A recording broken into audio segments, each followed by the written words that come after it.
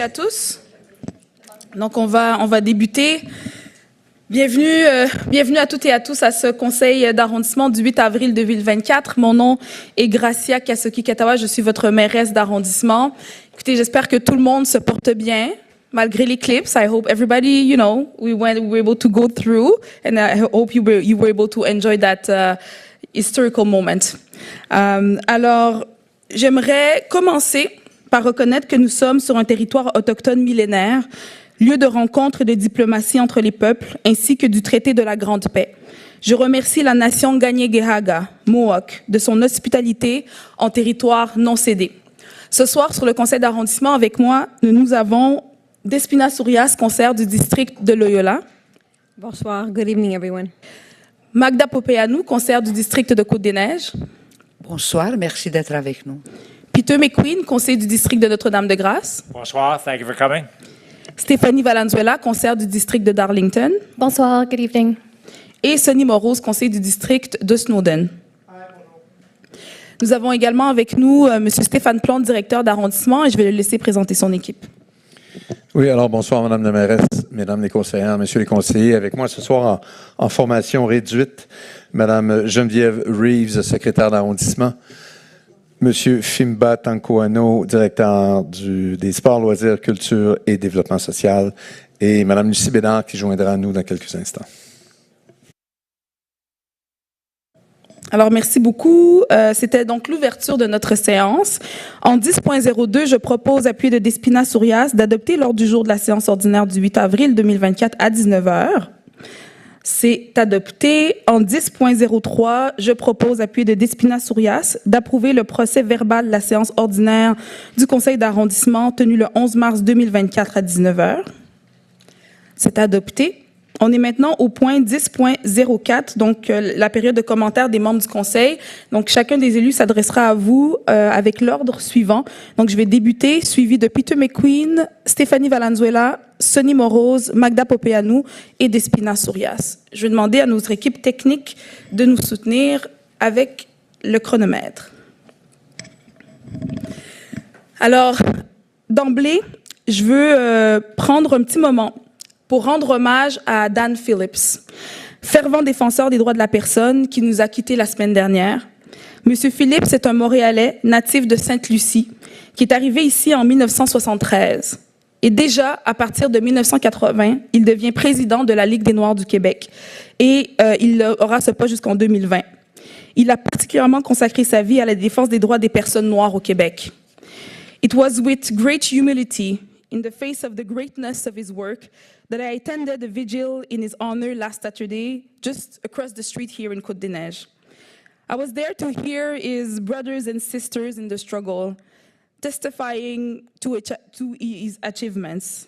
I think the words that best describe Dan Phillips' character are justice, courage, and perseverance.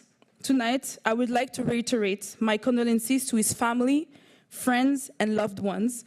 He will be greatly missed. Je vais poursuivre en soulignant des événements importants qui vont se dérouler ce mois-ci. Déjà, je veux, même si c'est passé, je veux quand même prendre le temps de souhaiter à tout le monde une joyeuse Pâques. J'espère que vous avez pu passer ce moment de ressourcement avec les vôtres. In a few weeks, the Jewish community will be celebrating Passover, so I wish you all a happy celebration. Chag Sameach. Finalement, ce mercredi 10 avril, la communauté musulmane célébrera le Aïd al-Iftir, qui conclura le mois du Ramadan qui a commencé le 22 mars dernier. Donc, Aïd Moubarak et mes meilleurs vœux de santé et de bonheur. Je vais faire un retour sur le dernier mois. Déjà, je ne sais pas si vous avez vu, mais il y a 2 semaines, on a annoncé une grande nouvelle. Donc, la rue Monclen sera piétonne pendant 4 jours cet été entre les rues Giroir et Melrose. Elle a déjà été par le passé, donc on ramène cet événement festif qui était demandé honnêtement par plusieurs dans Notre-Dame-de-Grâce.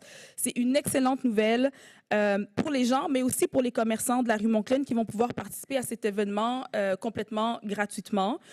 Puis je suis vraiment heureuse que notre équipe de développement économique à l'arrondissement a pu travailler main dans la main avec l'association des marchands CDN-NDG, donc l'association des marchands de Notre-Dame-de-Grâce, pour construire un projet qui favorise l'achat local dans une ambiance conviviale et festive. Rendre nos artères commerciales plus dynamiques et accueillantes, mais c'est une priorité pour notre administration depuis le début de notre mandat.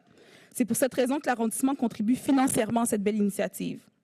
Et parce que nous avons une administration à la Ville-Centre qui partage également ces priorités, ce projet recevra aussi une subvention de la Ville de Montréal dans le cadre du programme Soutien financier destiné aux arrondissements pour la dynamisation des secteurs commerciaux situés hors des districts des sociétés de développement commercial. Je vais aussi vous parler de la propreté avec le retour des beaux jours, la neige fond et nos colbus sont déjà au travail pour nettoyer les rues de notre arrondissement. D'ailleurs, on a commencé plus tôt cette année parce que la neige a fondu plus rapidement. Cependant, il y a eu une bande des neiges la semaine passée puis ça a ralenti nos opérations, mais je peux vous dire que nos équipes ont déjà redébuté le travail pour s'assurer de finaliser le plus rapidement possible le ménage du printemps et puis nos brigades propreté vont continuer évidemment tout au long de l'été. Je sais que, je ne sais pas si vous avez vu aussi, mais on a annoncé une autre bonne nouvelle de jardin communautaire dans Notre-Dame-de-Grâce. So, at the executive committee meeting 2 weeks ago, we granted over $180,000 in funding for the new Fielding vertical community garden, which will be located in the Loyola Park along Fielding Street and Coronation in NDG. So this garden is an innovative project that will maximize the use of land and grow more food to feed more people. I often say that good collaboration with our administration at Central City is important to make those type of achievements, and I think that's one of the examples. Finalement, aujourd'hui, je vais terminer en parlant de quelques points qui vont être votés en CA aujourd'hui.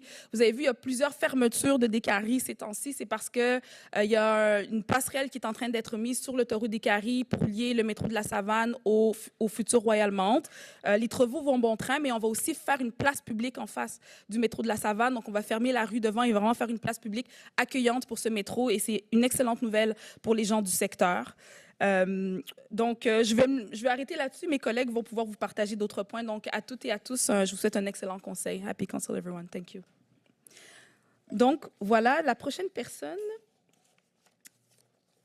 sera Peter McQueen. Good evening. Very good news at the Borough Council tonight about Dodon, about speed bumps in my NDG district. We've gotten to the point in NDG district where almost every residential street had a speed bump, but it came over the course of my 14 years as a city councilor. But then we got into the problem that the few blocks that did not have speed bumps, you got more complaints because, of course, they saw all their neighbors having speed bumps. And now we've rectified that situation by putting the last speed bumps on some key blocks in NDG. So one block, Hampton, 2 different blocks of Hampton got speed bumps, a block of Hingston. Mais le plus important pour l'Est de Notre-Dame-de-Grâce, c'est que 2 rues essentielles pour nos enfants à Notre-Dame-de-Grâce vont avoir des dodans maintenant. Le tronçon de Bottrell devant la bibliothèque NDG, finalement, le trafic qui sort de l'autoroute qui monte Bottrell va devoir ralentir à cause de nos dodans sur ce tronçon devant la bibliothèque. Et la rue Prud'homme, entre Côte-Saint-Antoine et Sherbrooke, que nous avons juste refait l'année dernière, va avoir des dodans, même si elle a une pente, même si les pompiers doivent descendre des fois. Nous avons trouvé une solution. Alors, j'aimerais remercier nos services pour ces 2 tronçons en particulier et pour tous les tronçons. Other good news in the Borough Council tonight, more work on the trees. We understand it's NDG, it's not easy. We have old trees. Whenever we have a storm, like we had on Thursday, either wet snow, wind, or both, some branches come down. It's not a fun situation for anybody. It's not a situation we take lightly. The problem we always have is that, you know, people like shade. We don't want to cut down all the old trees. We want to cut down the dangerous ones. We want to get rid of the branches that might fall. It's not always perfectly sure in that evaluation. We do our best, but we have to spend money on it.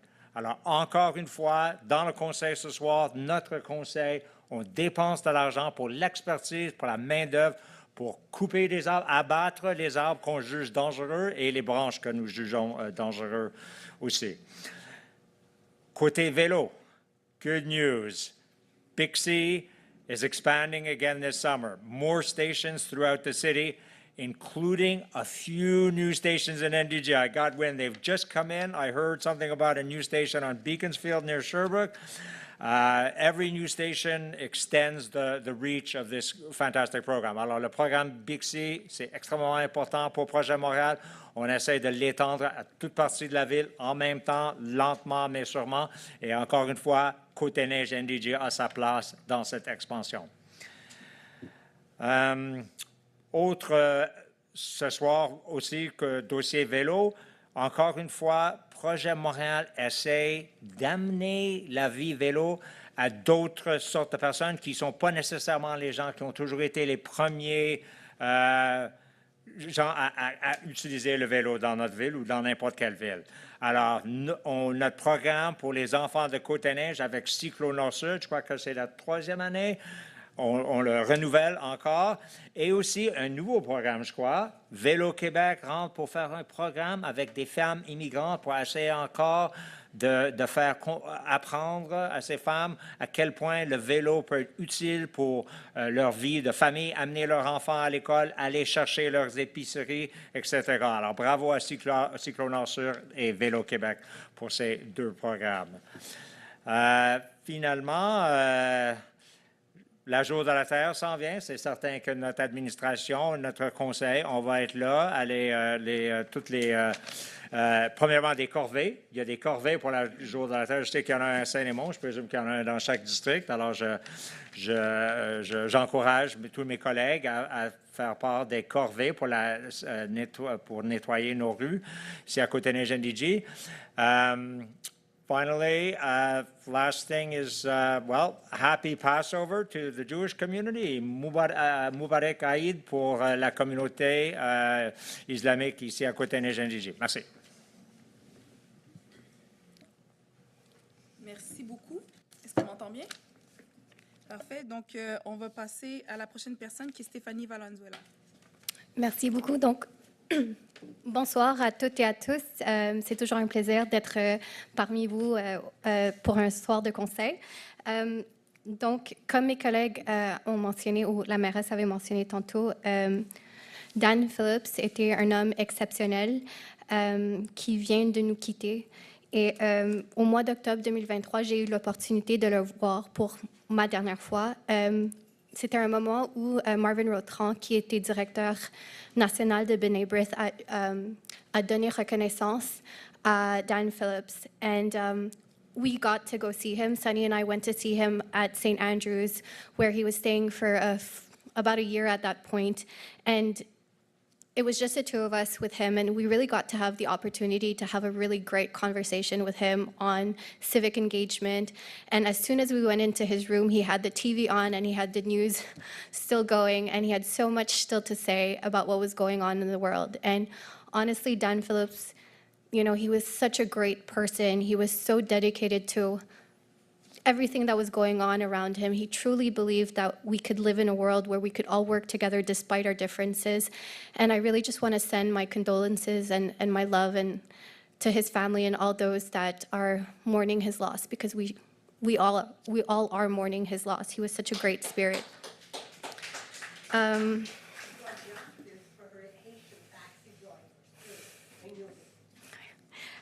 Merci. Donc, le 2 avril était la journée mondiale de sensibilisation à l'autisme. Et moi, dans ma famille, j'ai mon neveu qui est autiste. Et je peux vous dire que c'est pas facile. Des fois, les gens ne comprennent pas. Ils vont passer des jugements. Et je veux juste vraiment mettre l'emphase sur cette importance de célébrer cette journée et de faire connaître l'importance de cette journée à tous et à toutes. Because really, if you don't have someone in your family that is going and living through autism, you won't ever understand the kind of judgment you receive when you're out in a restaurant and people don't understand that reality.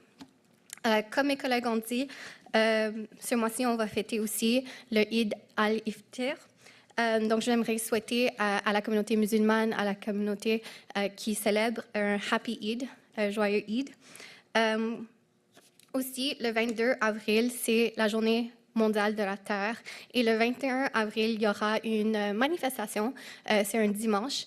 Et j'espère que vous allez tous et toutes être présentes pour cette manifestation importante et que vous allez tous et toutes faire votre part, pas seulement pour la Journée mondiale de la Terre, mais vraiment pour tous les jours.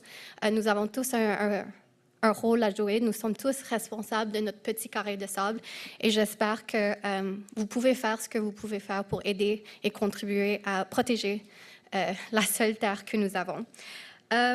Aussi, comme vous savez, probablement aujourd'hui, c'était la journée quand même historique de l'éclipse. J'ai pu le passer avec ma famille, donc j'espère que vous avez eu un moment de témoigner de ce moment historique. Donc, pour ce qui est de l'agenda de notre ordre du jour, comme Peter avait mentionné, il y a quand même un point vraiment important pour moi, ce qui est le point sur les dos d'âne.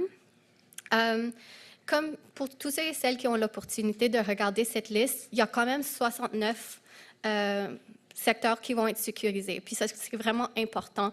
Je suis quand même vraiment contente de voir que de ces 69, il y en a 5 à Darlington, 2 qui sont... 4 vraiment de ces 5-là que j'ai demandé personnellement.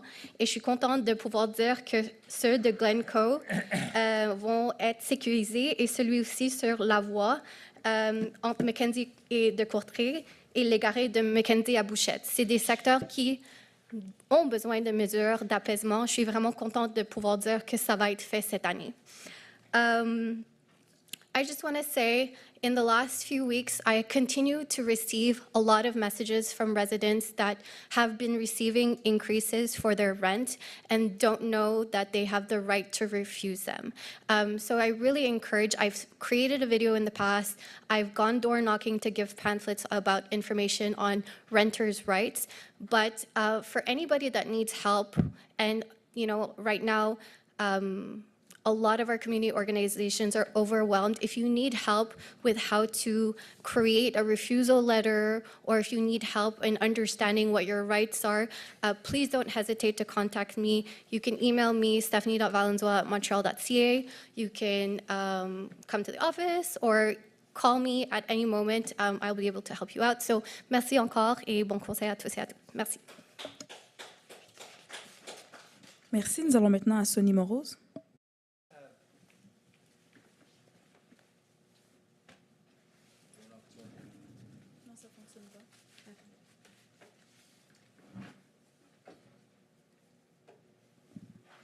Vous m'entendez? Bonsoir. Thank you everyone for coming. Happy Eclipse Day. I hope you had a good one. Pour moi, c'était hallucinant. Honnêtement, c'était vraiment drôle de voir les attitudes changer. J'étais sur l'oratoire et donc on a vraiment entendu un peu la ville se prononcer sur la situation.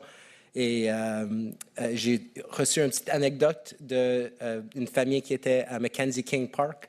Puis il me disait, juste avant le corona complet, que toutes all the birds all of a sudden settled on the ground.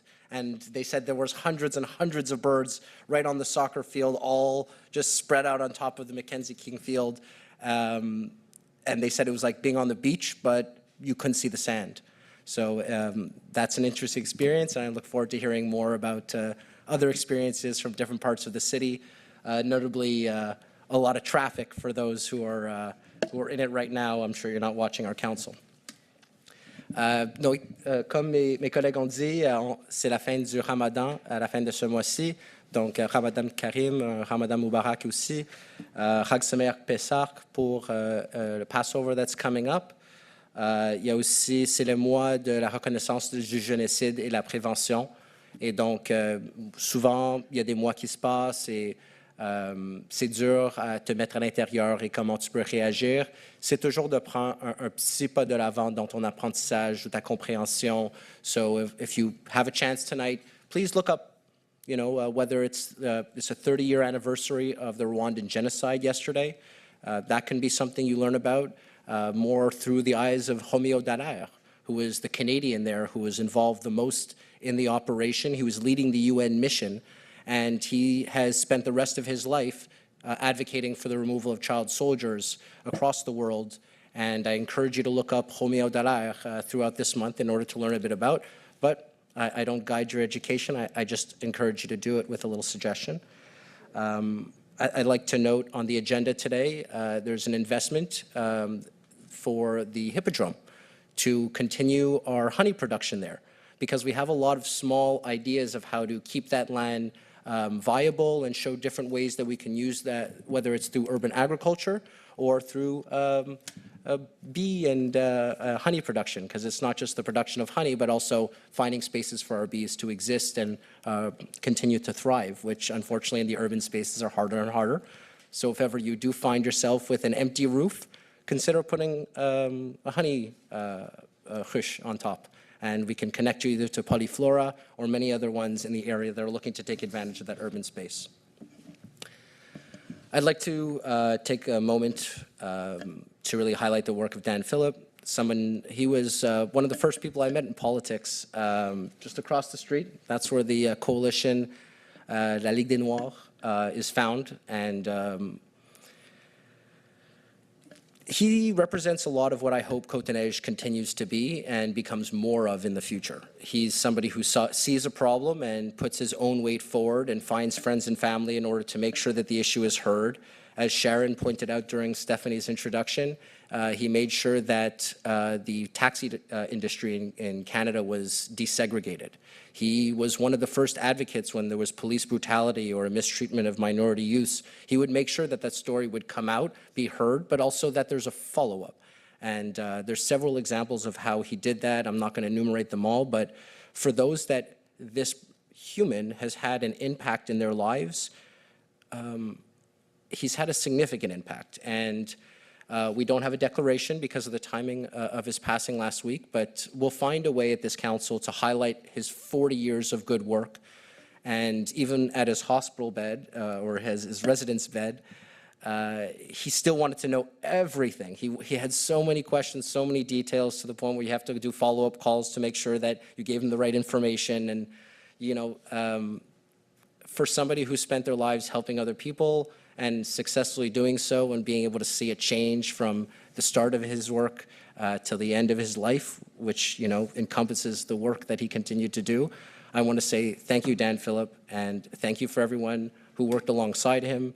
And nobody works alone in this field and in the domain of human rights and public advocacy. So even though we know the name Dan Phillip, think of all the people whose name we don't know, who has had an equal impact and has helped progress along in the same way Dan Phillip has.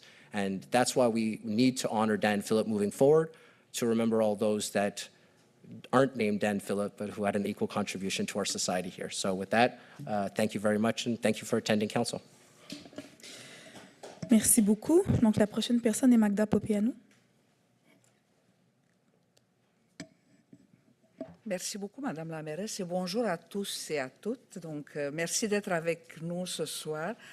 Et avant de rentrer dans le vif des sujets, des sommaires décisionnels qu'on va voir et voter ce soir, permettez-moi de prendre un peu de votre temps pour vous mentionner quelques dates importantes du calendrier. La première date importante, c'est le 24 avril, c'est la journée de la commémoration du génocide arménien.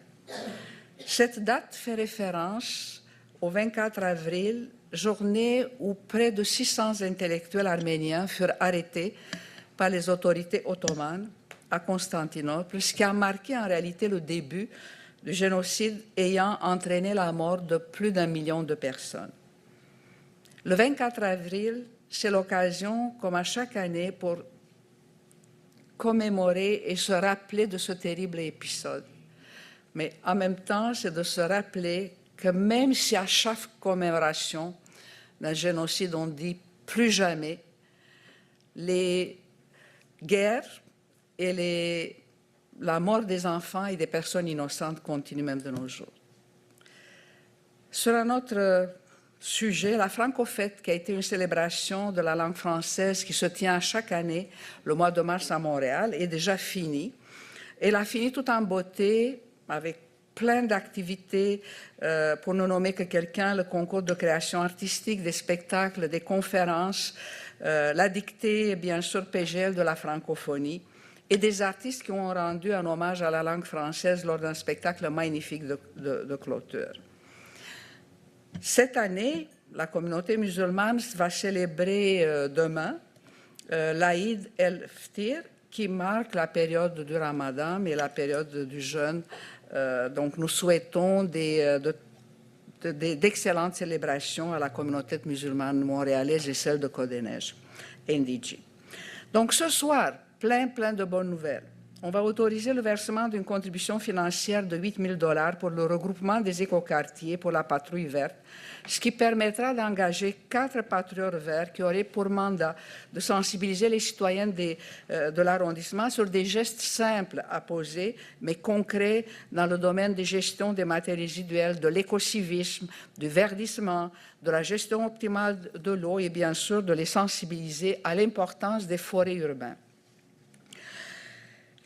Un autre point à l'ordre du jour, nous accorderons une contribution financière à 8 OBNL reconnus, un montant de 238 000 $ pour le programme Camp de jour pour la période de l'été. Et très bonne nouvelle, je tiens à saluer le révérend Copiters et je tiens à l'assurer que votre magnifique idée, celle de financer des collations pour les enfants. Donc, l'arrondissement s'engage à continuer à soutenir le projet que vous nous avez proposé. Donc, en même temps, on va approuver une contribution financière de 127 000 $ pour renforcer le partenariat entre l'arrondissement et 2 organismes bien connus dans l'arrondissement, le Conseil communautaire de Notre-Dame-de-Grâce et la Corporation de développement communautaire de Côte-des-Neiges, des partenaires fiables de l'arrondissement, des partenaires de longue date, mais surtout ceux qui représentent toute la population de Côte-des-Neiges et de NDG. Donc, cette contribution servira surtout pour réaliser des activités, soutien auprès des parents, intégration des familles immigrantes. Moi, j'ai eu la chance de visiter une garderie pour les personnes sans statut légal au Canada. C'est un geste extrêmement fort et extrêmement émouvant d'aider des parents qui n'ont pas un statut légal et qui ne peuvent pas utiliser les services gouvernementaux.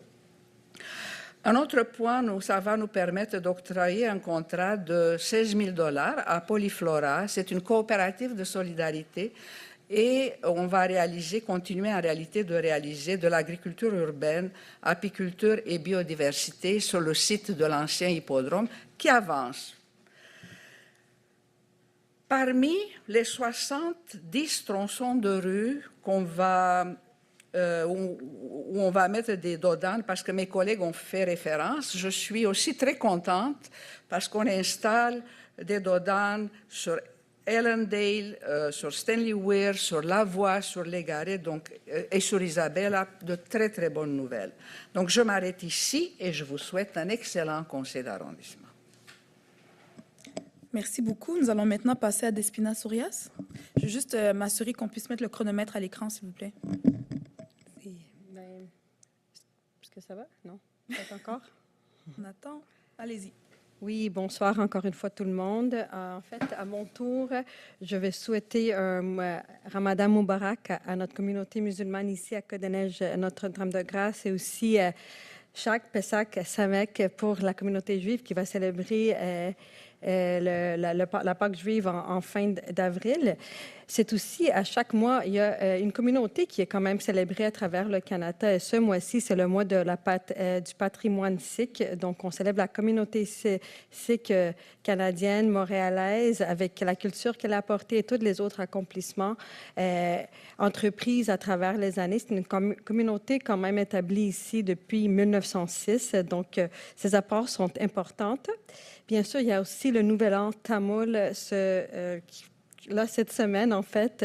Donc, bonne année à la communauté tamoul aussi. Je dirais, pour le mois dernier, I spent a lot of time with the Greek community because we celebrated Greek Independence Day. And after 41 years, Montreal and the Prime Minister of Canada received the Prime Minister of Greece here in Montreal, and actually we did receive him here at the Greek Community Center. It was a big honor for me to meet the Prime Minister of Greece. I'm getting my papers done soon to be officially a Greek citizen, so it was a great way to introduce my this next step in my life. Aussi, je dirais que notre administration, on a parlé, ma collègue, Mme Valenzuela, a parlé des personnes qui vivent des difficultés en tant que locataires. La crise du logement frappe les personnes les plus vulnérables, les locataires, de façon très importante. Et nous avons mis en place un projet qui s'appelle Propriétaires responsables, qui s'attaque surtout à la salubrité de notre parc locatif. Donc, il y a comme trois axes dans ce projet-là. Une première qui va aller avec des inspections préventives. Ça va être la Ville-Centre qui va les mener dans des bâtiments de 6 appartements et plus qui ont une historique d'insalubrité ou qui sont plus vieux, qui sont peut-être dans des secteurs qui ont des problématiques de logement et autres. Donc, c'est une démarche je dirais, assez importante. J'ai eu la chance aussi d'être avec les équipes pour voir les inspections sur place. On voit des choses très difficiles, donc avec cette démarche-là, puis aussi avec les équipes étant équipées avec des intervenants sociaux, on va pouvoir venir à l'aide directement avec les locataires, leur parler de leurs droits, puis les référer aussi au comité de logement et autres organismes qui pourraient les aider selon leurs besoins. Il y a aussi les arrondissements qui embarquent, bien sûr, dans cette démarche-là, parce que on sait que les arrondissements font les inspections, je dirais, ceux qui répondent aux appels, je dirais, quand on fait des démarches auprès du 311. Donc aussi, les arrondissements ont aussi amené des cibles assez importantes. Au total, on va faire 10 000 logements cette année au niveau des inspections. Puis on va renforcer aussi nos outils je dirais comme des constats, des outils de punitifs pour s'assurer que tous ces bâtiments-là sont mis en norme pour assurer que notre parc locatif soit sain, mais qu'aussi les locataires soient bien équipés pour protéger leurs droits pour la suite. Parce que oui, on doit développer du logement, mais on doit aussi protéger les logements qu'on a sur le territoire. Sur ça aussi, on va aussi renforcer les capacités de vivre en ville en leur donnant une subvention pour le registre des loyers. Donc ça aussi, c'est important parce que comme ça, on peut avoir plus d'informations sur les loyers historiques qui existent sur le territoire. Et dans tout ça, je dirais ça, c'est quelques importantes actions. Il y a beaucoup de campagnes que la Ville fait aussi pour sensibiliser les locataires. On a aussi, sur l'ordre du jour, on va donner 330 000 sur 3 années à l'œil, qui est un organisme qui soutient les locataires sur le terrain, pour être sur le terrain, pour faire du porte-à-porte, pour soutenir les locataires au niveau de la salubrité et autres. And finally, this is the big point. I see we have the NDG Skate Park Coalition in the room. And in point 20.02 on the agenda, we are announcing today the contract that will be given for the building of the skate park at Benny Park. The design itself was designed with a committee, and I have in the room, we have Jonathan Stein, we have Evan Thompson, we have James, who were part of the committee along with other members of the community. So we're really proud of this infrastructure, because we know that infrastructure for families and youth keep families in the community and keep our community alive. So thank you for contributing, and we are looking forward to seeing it in place in the coming, they're going to be building it in the coming months. We're going to start working on it. Thank you.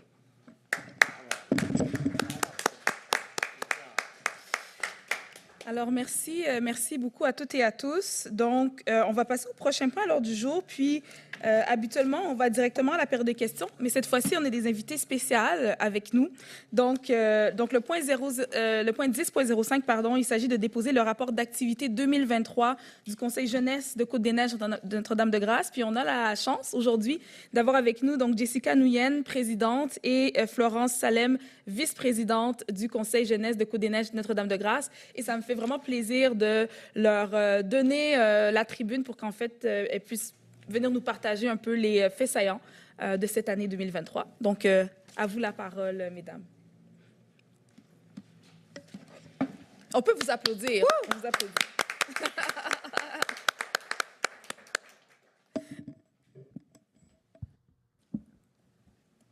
Donc, merci. Alors, moi, c'est Florence Salem. Je suis la vice-présidente du Conseil jeunesse. Moi, c'est Jessica Nguyen, présidente du Conseil. Bonjour. Oui, je vais descendre. Donc, si on va à la prochaine diapo, on peut voir la première chose qu'on a fait l'an passé. En fait, c'était venir ici présenter notre bilan de l'année 2022. Donc ensuite, on a aussi participé au suivi du budget participatif de l'arrondissement. Donc on a un membre, Mérédith. OK, parfait. Donc on a un membre, Mérédith, dans le conseil jeunesse. Elle n'est pas là ce soir, mais elle a siégé sur le comité du suivi du budget participatif de l'arrondissement. Et ensuite, on a continué un projet qu'on avait commencé l'an passé. Donc, si on va encore à la prochaine diapo, on a parti un comité sur la diversité culturelle et sexuelle pour l'arrondissement parce qu'on a trouvé que c'était une ressource qui manquait à l'arrondissement, qu'on pouvait rajouter. Donc, on a parti une initiative avec le conseil jeunesse de la Chine pour tourner des podcasts avec des invités sur 5 thèmes. Donc, il y avait la diversité culturelle, le féminisme, les communautés... Oups. Je pense que ça va. Allez-y, vous pouvez continuer. OK. Les communautés LGBTQ, IA2+, et la communauté Innu et la diversité capacitaire. Donc, c'est ça, on a filmé 5 podcasts avec des invités. Et si on va à la prochaine diapo, on peut voir ce qu'on a fait en 2023. Ben, ça, c'était nos invités. Et à la prochaine diapo, en 2023, on a fait le montage du projet. On a fait la publicité pour les vidéos et on a fait une soirée de lancement de podcast le 15 juin 2023. Désolée, est-ce que vous entendez le bruit un peu que ça? Okay. Donc, c'est ça. Donc, on a visionné des bandes annonces, on a fait un tirage avec les prix pour célébrer la sortie des podcasts. Et l'événement a eu lieu au Centre de ressources communautaires de Côte-des-Neiges. Ensuite, à la prochaine diapo, oui, c'est ça. Donc, Jessica va en parler un peu plus, mais on a une suite au projet qu'on a entamé il y a un mois et qu'on va continuer en 2024.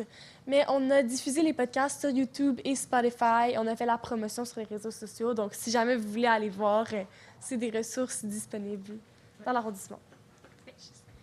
D'accord, donc je vais continuer sur la prochaine diapo. Donc, on a eu l'opportunité de participer à plusieurs événements. Puis celui-là, donc la soirée interconseil, les jeunes au cœur de nos actions. Donc, c'était vraiment intéressant. C'était en septembre.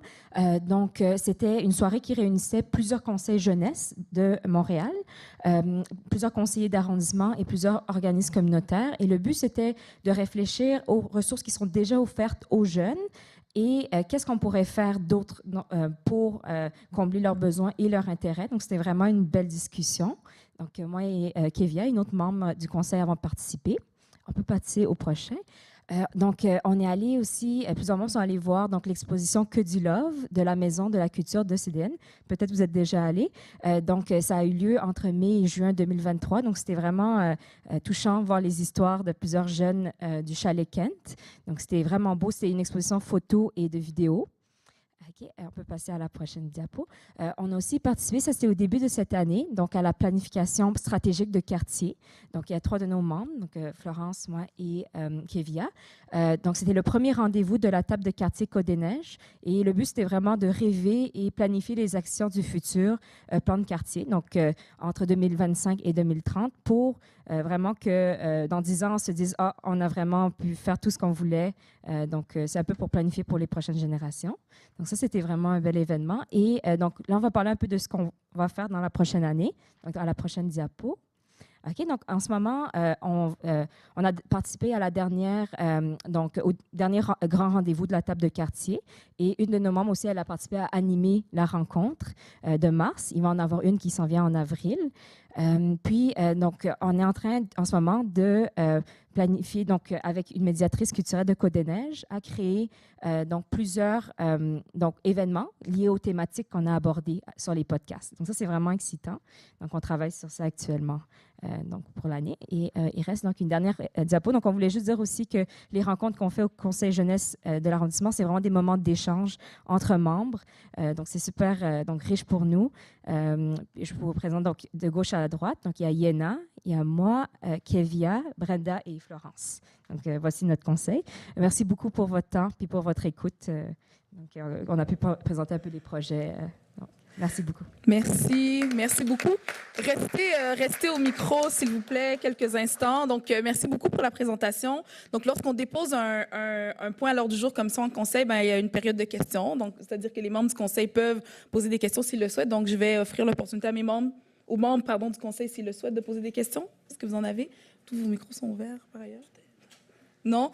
Moi, j'ai une question pour vous. Je pense que c'est une opportunité avec toutes les personnes qui sont présentes ce soir et toutes les personnes qui nous écoutent de nous parler, de faire un peu de promotion du Conseil jeunesse. Je crois comprendre que vous êtes en période de recrutement. Donc, qu'est-ce que ça prend pour être membre du Conseil jeunesse de Côte-des-Neiges, Notre-Dame-de-Grâce, l'âge, etc. Est-ce qu'il y a des compétences particulières? Donc, qu'est-ce que vous recherchez pour ajouter des personnes à votre équipe?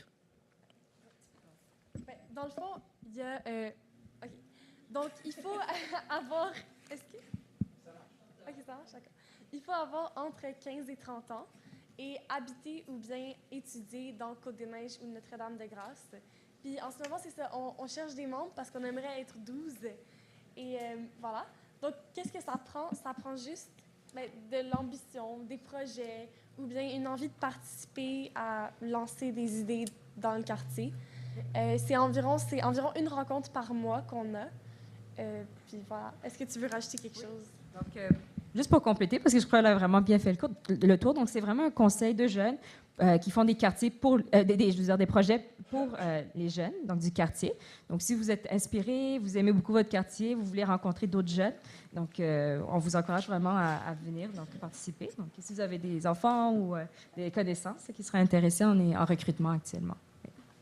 Bien, écoutez, je vous remercie beaucoup. Puis peut-être un dernier élément pour les jeunes ou les parents qui nous écoutent. En fait, le Conseil jeunesse de Côte-des-Neiges Notre-Dame-de-Grâce est soutenu par l'équipe du développement social, je veux dire ça, de l'arrondissement. Donc, il y a vraiment une employée de l'arrondissement qui soutient puis qui accompagne les jeunes. Je pense que c'est un bel exercice de démocratie, de leadership qui permet de développer plusieurs compétences.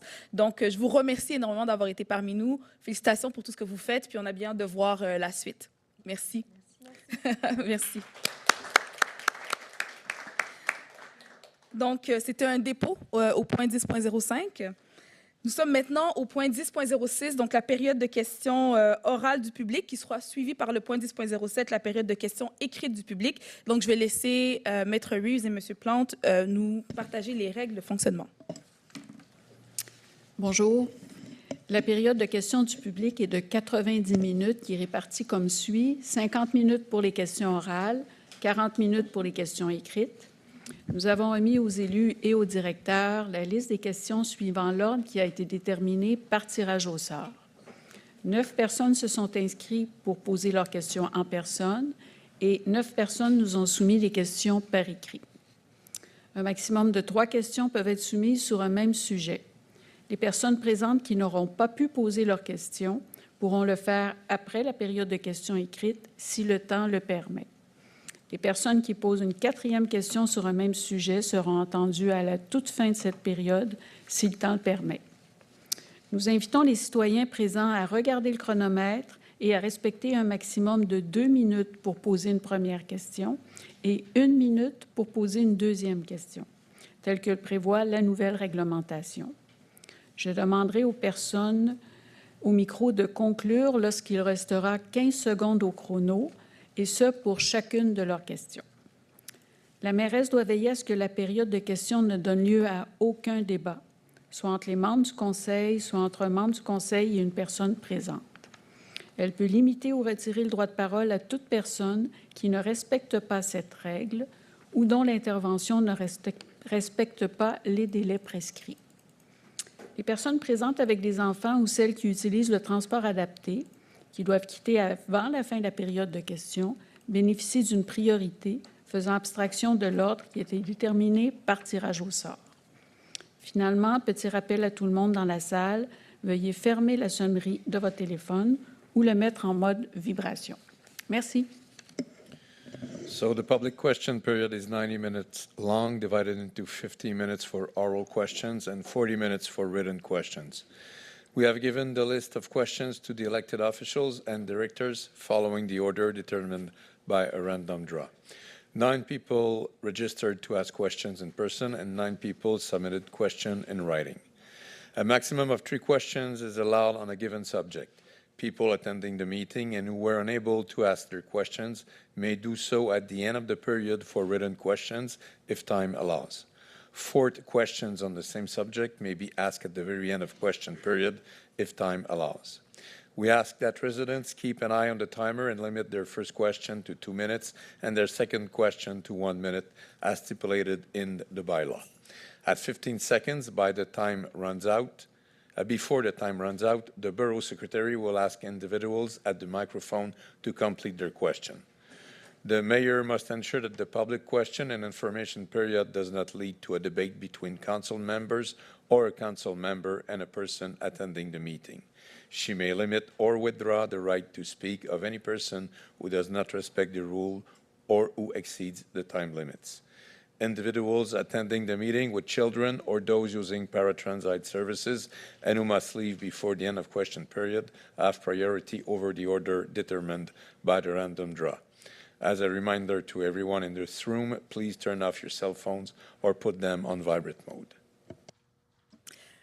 Merci beaucoup. Donc, on va lire donc les 10 premiers noms, en fait, là, de la période de questions des personnes en présentiel pour que vous puissiez connaître un peu l'ordre. Donc, je vais vous laisser, Maître Reeves. Shannon Friedman, Razier Razavigna, Elisabeth Nowell, Michael Shafter, Stephen Jazz, Richard Fortin, Erwin Rapoport et Valérie John Kézé, Joël Assouad. Alors, la première personne est Sharon Friedman.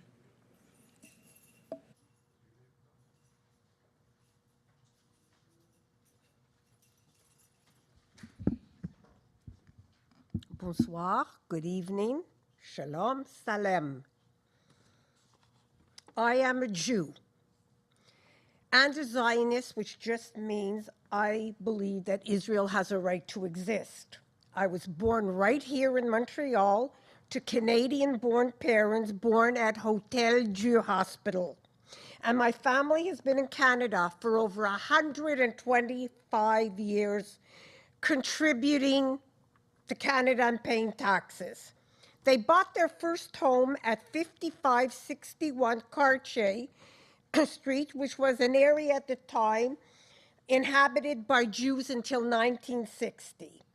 We paid big money, we all pay and still pay money into the agglomeration council, but we are not getting appropriate police protection. I don't need them to stand by as private property is blocked or downtown is blocked and people are not free to enter or leave our buildings and we are shoved around and the police are standing there doing nothing. I believe in peaceful demonstrations, which most in Montreal are not. In Toronto, the police have moved in on horseback and have moved the demonstrators away and are making appropriate requests. Here, the mayor continues to remain silent and refuses to fire the one person who is most unknowledgeable for her job of the anti-racist one. She refuses to remove her from the post. The Black community is not happy with her either. My question to Sunny, what is the opposition going to do to get us the appropriate police protection that we have paid for the Jewish community? Thank you for your question, Sharon. Sorry. What can we do to make sure that the police continues to be present when we need them to be? And I'll give my answer. You can give a rebuttal. You can disagree with what I'm saying, but the facts are that from October 7th to the end of 2023, there was close to $2 million spent on overtime for police force in order for them to be present in front of vulnerable institutions during pickup and drop-off time. Moreover, anytime there is a protest, we don't have a law that says you need authorization to protest or not. Like many countries, we have a middle ground, and many cities have this where we ask for the parade route, we ask for how long you're going to be demonstrating, and when that information was given up front and the police is able to be there and be present to ensure that there's safe passage to the event and that everyone has the right to protest and people aren't given an opportunity to be in conflict with one another when those two things happen.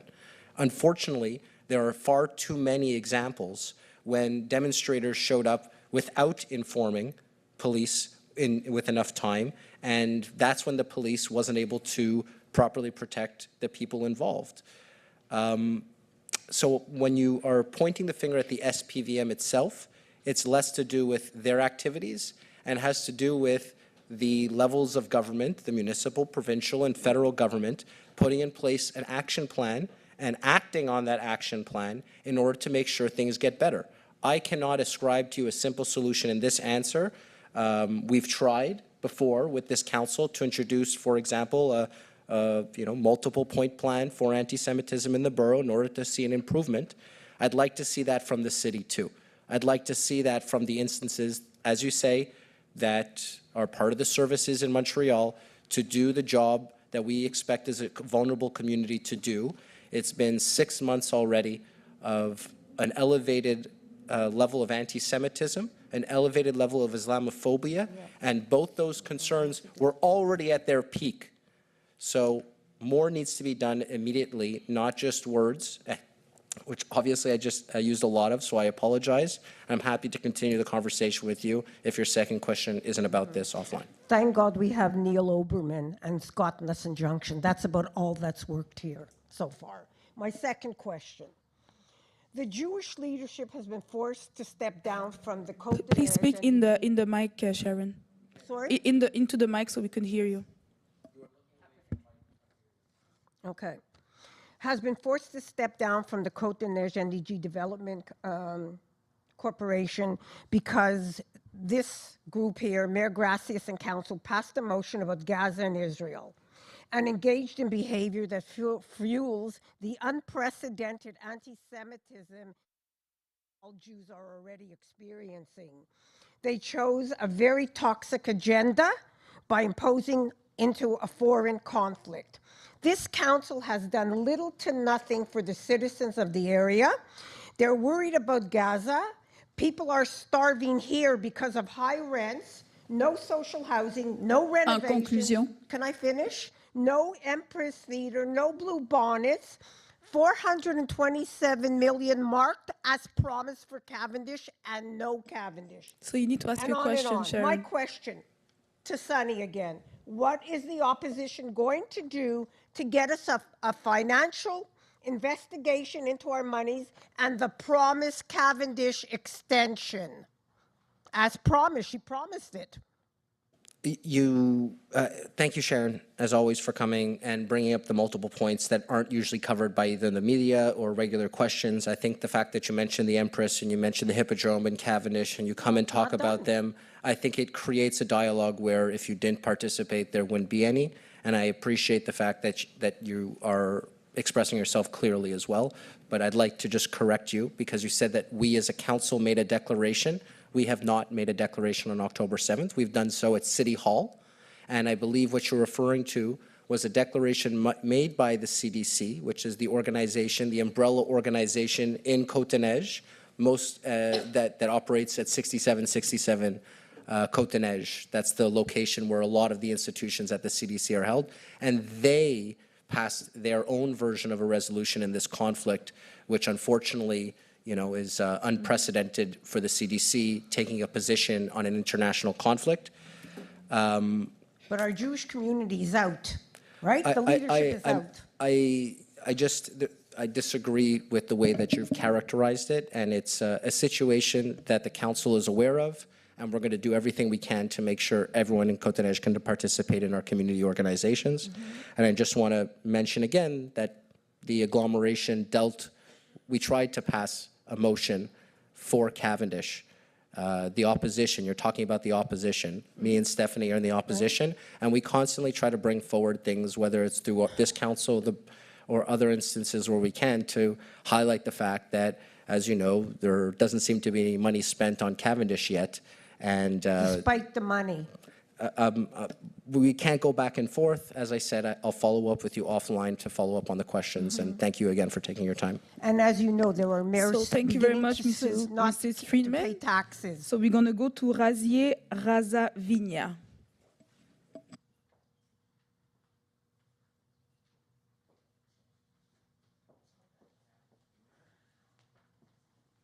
Bonsoir à tous. Bonsoir. Merci pour l'opportunité. Merci pour la comité jeunesse. Félicitations. I was impressed. I'm here. I used to live in this area. The situation is for NDG. By day job, I'm a dentist. I'm a dental surgeon. But I do a lot of cultural activities. While I'm here, I need your help. 2 years ago, after the COVID, I planned with another society, a cultural society, to do the cultural activity in NDG, Benny Center, that you have a place there. We wanted to do in the park also, but 3 nights we had a festival, art, Festival d'Art Persan, Persian Art Festival. For 3 nights we had it in month of June 2022. This year I'm planning, it's a registered organization since last year, this festival. We're going to have the activity on 14, 15, and 16 of June this year in the same center, Cultural Center. I'm the founder, I'm the whole financial body of this festival. Why I'm here is because I will do it. It is my goal to do some cultural activity, especially in NDG, because my heart is in NDG, and this is a community, multicultural community, so it's the heart of this kind of activities. Why I'm here is because I need the city's help, is NDG and the city of Montreal. I don't have a body of the group that can do this bureaucratic thing, so I'm straightforward here. I asked the mayor and asked the council, if you have any part of in your system, in your possibility of cultural activity, please guide me and help me to do and ask this help.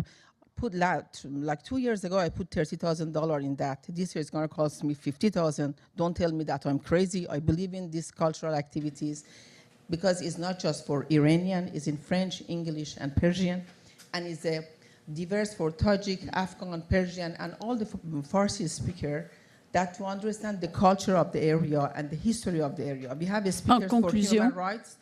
We have a speaker for women's rights. We have documentary, dance, and music. So 3 nights of activities is a big cultural activity. I'm sorry. Help us. You need to ask the first question, and then you have 1 more minute for a complimentary question. My question is, help us for this cultural activity. If you can guide me, I appreciate. So thank you very much for your question and everything that you do. So there's different ways for the board to support. We support mostly through organizations that we have partnership with. There's also our discretionary funds that we could use to support. So one of my staff members will come and talk to you and give you the contact so we could maybe have this, give you the guidelines and who to contact at the board for that. Thank you very much. That's the whole point, to get the connection. Okay. Thank you. And Thank you very much. Thank you. Donc la prochaine personne est Elisabeth Noël. I'm going to speak very quickly. Just please speak into the mic so we Yes, could. I'm going to Thank speak you. very quickly. Thank you. On March 15th, 2020, I was shown irrevocably that COVID was a hoax. While I watched this fraud unfold, my research uncovered another fraud: climate change. Legacy and government have been saying there's a consensus among the scientists that global warming is an imminent disaster. And the scientists are saying nobody ever asked them. And when they went to media and government to voice opposition, they were fired, censored, and demonetized. Publicly advertised measurements of CO2 and their proposed catastrophic outcomes are based on false modeling. Publicly advertised measurements of CO2 and their proposed, read that. At the minimum, one would need to completely stall over 100,000 air flights a day for a designated period before science could even consider measuring how much CO2 animal life is producing. Fraud number 1, we know how much CO2 you are producing. No, you don't. There are close to 60 patents alone for weather modification mechanisms, of which are being deployed regularly and concurrently. Earth's weather systems are largely already clinically orchestrated. Fraud number 2. Citizens and livestock are causing weather catastrophe. No, they're not. Weather mechanism patent holders are causing these catastrophes. NASA, which is holding statistics for temperatures, has altered temperatures upwards in each subsequent publication of such since the 50s. Fraud number 3, temperatures are rising at an alarming rate. No, they're not. Earth is coming out of a mini ice age. Sun flares combined with mechanized weather weapons is where the warming lies. CO2 is plant food. The more CO2, the more plant life. CO2 levels have not been so low on Earth for over 600 million years. If CO2 levels drop by 19/100ths of a single percentage point, all plant life will begin to die. The sun causes warming and cooling temperatures. Fraud number 4, CO2 will kill us all. No, we need as much CO2 as we can get. Mrs. The entire industry surrounding this dam and many other livelihoods depend on CO2 being the great harm. I'm going to ask you to ask your first question. I have no first question. And then you have 1 minute to come for a complementary question. I have no first question. So you don't have any question? Not on that. So it's a question period for the council. Shall I continue? If you don't have any question, I don't know how I can help you. I don't need you So to help maybe me. if you want to just share what you I have another minute, do I not? Do you have a question? I have a question at the end of the other minute. No, so you need to ask your first question, and then you could have a complementary minute to ask a second question. So You're saying I can't, okay. So I'll ask the question now. Okay. Could I ask you, what month and year did you receive your Canadian citizenship? I don't have to answer that question. No, of course you don't, but... So do you have another question? You have another minute. So I just want to... Est-ce que my time has already started. One moment. I'm going to remind everyone that we are being... Je vais le dire en français. On fait preuve de beaucoup de compréhension par rapport à l'application de notre You're not talking to me. You're talking to them. I'm English. Mrs. Noel, I'm just going to express myself in French because it's my first language, and then I'm going to is my first language. And I'm going to go to English after so everybody understands. Thank you. Okay? So ce que je dis, c'est qu'on fait preuve de beaucoup de compréhension face aux citoyens par rapport à l'application de notre règlement de régie interne. Normalement, je sais qu'il y a beaucoup de gens qui le font. Normalement, on ne laisse pas les gens faire des préambules comme vous le faites. On le laisse. Souvent, les gens le font, on le laisse. Sauf que l'important, c'est d'avoir une question à la fin de la période de 2 minutes ou à la fin de la période de 1 minute. Je comprends que vous avez un préambule qui va prendre 3 minutes. Sachez qu'on fait preuve de compréhension. Normalement, je pourrais vous demander de laisser la place à quelqu'un d'autre pour qu'on puisse continuer la période de questions. So what I'm saying is that we are showing a lot of understanding to the citizens in the interpretation of our internal rules in the at the Borough Council, because usually we're not supposed to let people do those long preambles. People do it, and we are letting the chance to for people to do it. But the most important thing is that at the end, people ask us a question regarding... I asked you a question. Can I finish? Anytime. So it's a question period for the Borough Council. So it's important that people that come to us here come and ask us a question. So I understand that the question that you just asked me has nothing to do with the preamble that you started. Because I didn't want to ask it at that point. If you'd allow me to make a statement and then ask the question later. There's rules that everyone needs to follow. You don't have any privileges. There's nothing in the rule that said that I have to ask the question Yes, first. there is. Well, I checked. I'm the president of this council. I checked. And I'm telling you there That's is why rules, I asked and you need for to a follow list. those rules. I have it So here. if you wish to please...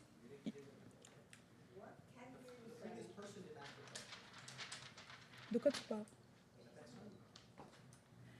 Okay, so you have 1 more minute to ask us your question. I've already asked it.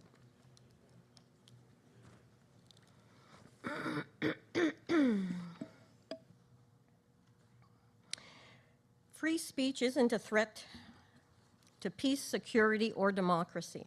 It's a precondition for them. Monthly meeting documents are released only days in advance of a meeting where there may be upwards of 2,000 pages to translate and inspect. This is the opposite of transparency. You have millions and millions of dollars to give away in contracts and donations every month. Language laws or not, what kind of cash? With that kind of cash, I'm sure you can scrape together $4,000 a month to employ a crack translator. Coincidentally, Project Montréal has many of the same talking points as does the globalist agenda of the UN, the WEF, and the WHO. Organizations we know are against sovereignty along with many of their public-private partnerships. I say no to any monies devoted to infrastructure that promotes a fraudulent climate En conclusion. agenda. Good night.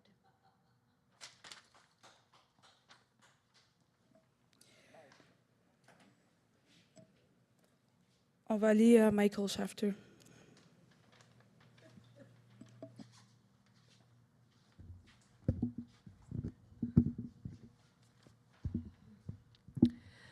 Good evening. The big issue today in our highly diverse borough is anti-Semitism, hate, and inappropriate protest on the rise. Our Jewish schools, synagogues, the Westbury Y, Federation Building, and other on-island institutions have been targeted with vandalism, hateful graffiti, bullets, and offensive protests, all serving to instill fear in our peaceful population, which is always willing to do a mitzvah good deed for others. Today we march each Sunday peacefully from Hampstead Park to the Westbury Y in Snowdon to highlight "Let my people go. Let the hostages kidnapped by terrorists return safely to their loved ones in Israel." At present, it takes repeated extensions to court injunctions to keep the bad protesters away. That is no way to live until they strike again. My counselors, I request a large window poster be placed facing outside the carry from this room stating, "Promote the love for yourself and others. Stop the hate one against the other," one in French, one in English. Then place similar colored posters in every library, cultural center, sports arena, public building, and park, but with a sweeter, softer, more comfortable message. Simply promote the love for yourself and other. My first question, Mayor Grazia, will you put up such an inexpensive sign now, which can do oh so much? Time is obviously of the essence. My words can be fine-tuned as long as the core message remains. It appears if the police intervene to make more arrests and courts prosecute hate, it will only serve to watch your mouth thereafter. These signs would provide forewarning all the time to change your mind before you open your offensive mouth or take offensive action. Will you do so? Thank you very much, Mr. Shafter, for the question. I think we could not agree more that these days and the times that we are living in, people need to be reminded that we are all human beings that needs to be respected, and that we need to show each other some love indeed. Not sure about your idea of putting posters everywhere. I really think that it needs like one way to be able to overcome the challenge that we're facing now. It's clearly about education. We spoke about this at the Borough Council before with a motion that was passed, one example by Sonny Moroz. We need to educate people more and show, so people could remind themselves or understand that we're all human beings that deserves respect and love. But we're not going to do that through posters, so that's my answer for you. Unfortunately, you didn't give me my answer. No, not the answer you wanted, I know. Okay, I'd like to send you a box of baked in Israel matzah, the best cracker to enjoy as you listen to the sweet Leonard Cohen tape, Hallelujah. Mayor Grazia, as the city point person on discrimination, racism, and hate, do you have a better initiative to stop the hate talk and hate action, and have you commenced doing so? Please enlighten me. I'm sorry, I missed the last part of your question. Do you have any initiative to stop the hate?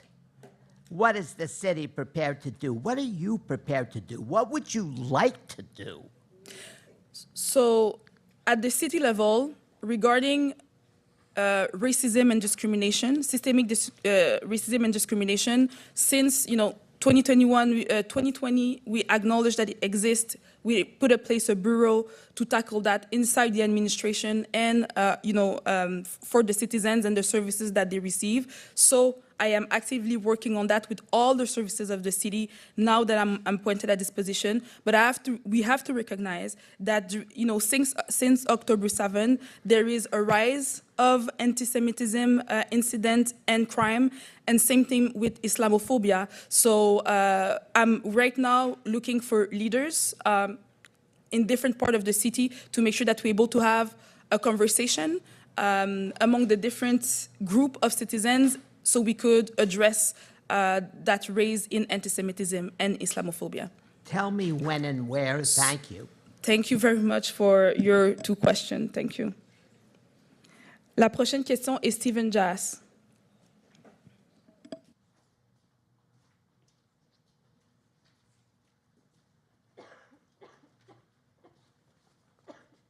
Thank you, Madam Mayor. I originally asked for Madame Surias, but Peter McQueen can answer this, you can answer this. I leave it to your discretion. Tell me, you need to designate the person who's going to answer your question. Okay, I'll ask you and take it from there. Okay.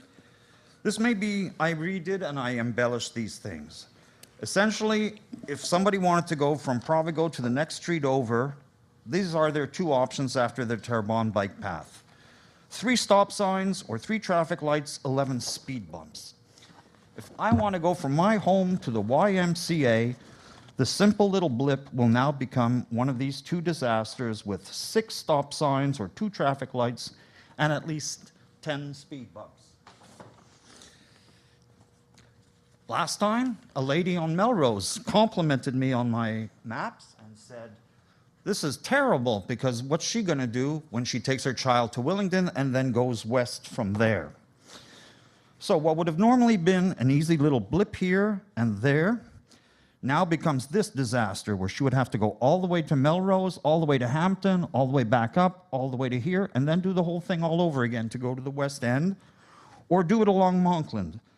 And this would either necessitate 8 stop signs or 3 traffic lights and 9 speed bumps. Pity the people on Borden or Bessborough. If you just want to get from here to the other side of Cavendish to go either to the Metro store, École Judith Jasmin, Catherine Booth Hospital, or Loyola, it's this whole rigmarole here or this whole rigmarole here. Essentially 4 stop signs or 2 traffic lights, 4 speed bumps. This is insane. There will not be hundreds of people, but thousands of people affected by the changeover of Terrebonne if you go ahead with this. Did you consider these? It's all these people within this grid that will be affected because Terrebonne is being totally reoriented. Did you consider these thousands of scenarios? Because obviously the EXP people never did. Mm-hmm. And will you either cancel, do over, restudy, postpone until these thousands scenarios are resolved, please? Thank you very much for your question. So if we consider like each citizens, what street they will take from now on, like from the change of the reconfiguration of Terrebonne, if we consider each citizen's path to work, to school, no, we didn't. We did a broad study of the sector from Terrebonne, Monkland, Summerled, and the whole 2.5 kilometers. So we did that study, and this is how engineers do it. I understand your preoccupation. What I have to say is that those changes were necessary to improve the safety of all users of the road of Terrebonne, and that's why we are moving forward with it. Okay. Part 2. I hope you can see this well. This is the corner of Cavendish and Monkland. Thanks to the redo of Cavendish a few years ago, perhaps before your time, this is a total mess in the morning and the afternoon. Traffic nonstop. It's a traffic jam all the way down to Sherbrooke because, well, the cycles are different here. Many times I've had to wait for three green lights just to cross over. Now, I take my wife to Plaza Côte-des-Neiges along Monkland. My child goes to École Judith Jasmin. Terrebonne will be closed. I will be forced to take Monkland. This is on a normal day. Now with Terrebonne totally closed, going eastwards, what can be done? I don't know. So considering that, if you don't cancel or postpone this, I mean, what can you possibly do about this situation? Because traffic is going to be double now. If nobody can go here and nobody can go there, everybody's going to go here. And this is already the situation at the best of times. So thank you again for your second question. So I understand that this new configuration will require everyone to change their habits, their daily habits. And I'm not saying this is easy. It's going to need, people will need some adaptation. But there's many examples in the world where we see when we do those changes, it's not the whole circulation on the street that's going to go. The whole circulation is not going to go on the other street. That's not how it works. We are really confident with the 2 years analysis that was done by engineers that people will be able to adapt. But we will be all ears if there's things that need to be changed after we implement that new configuration. We're going to be all, but we don't know yet. This is a supposition you're making. And I understand why you're making that, but we're going to see. So we did our plan according to engineers, who did their study for 2 years. If there's some things that need to be changed, once we implement it and we tried it, not like a week after, we're gonna be all ears and look at improvement that we can make. We already made some improvement with the first configuration that we had. We are talking with the different partners to let them know, but we are really committed to move forward with this with the population. Thank you very much for coming every council. Thank you. Donc, la prochaine question est Richard Fortin. Richard Fortin est parti. Donc, la prochaine question est Irwin Rapaport.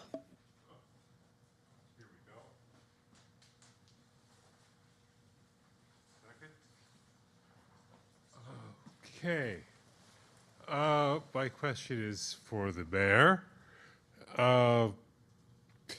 Essentially, the borough is eliminating green space at Mackenzie King Park by installing an artificial turf field without consultation whatsoever.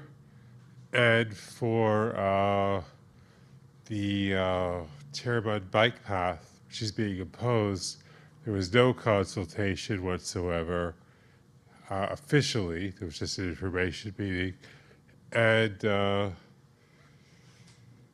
we had an improper study to back it up. And as you just pointed out, that the study did not consider the impacts on thousands of NDG residents who will be impacted by this bike path. So, my question on this point is simple. Will the borough cancel the bike path and the installation of the artificial turf field and, one, hold a proper consultation for both, and two, which is extremely important, we have a municipal election coming up in November 2025. Would it be possible to take these two projects, put them aside, and have referendums on each one via the municipal election so that people will have an option to talk about, to vote about whether these projects are needed, and in terms of the artificial turf fields, whether we need to have more artificial turf fields and the existing ones should be discontinued? So thank you very much, Mr. Rapaport, for the question. So first of all, for everybody to know, so what we did for the multi-sport field that will be installed at Mackenzie King Park, I think the work are going to start this summer, is that the reason why people were even aware of that, it's because when I came into office and we did our first full budget, I made sure that we put all the project in the budget. That's how people were able to be aware of that project. So this was because of the increased transparency of my administration. Second thing that people need to know is that from that moment when we presented the budget for that project and people started to raise concern about the synthetic field that we wanted to install, we received many questions and answered many questions in the Borough Council. The services allowed the people to send documentation, emails, memoirs if they wanted, and they analyzed all that. We spoke with the Direction Régionale de Santé Publique, so we went and get the information to know, so is it the best decision to take for the people of Côte-des-Neiges, because it's situated in Côte-des-Neiges. We moved forward with that project after, if I'm not mistaken, that was like a 6, 7 to 8 months of discussion with the public about that project. And we decided to move forward because of a question of social equity, basically. There's a big need of quality sport infrastructure in Côte-des-Neiges, and there's a big difference with NDG.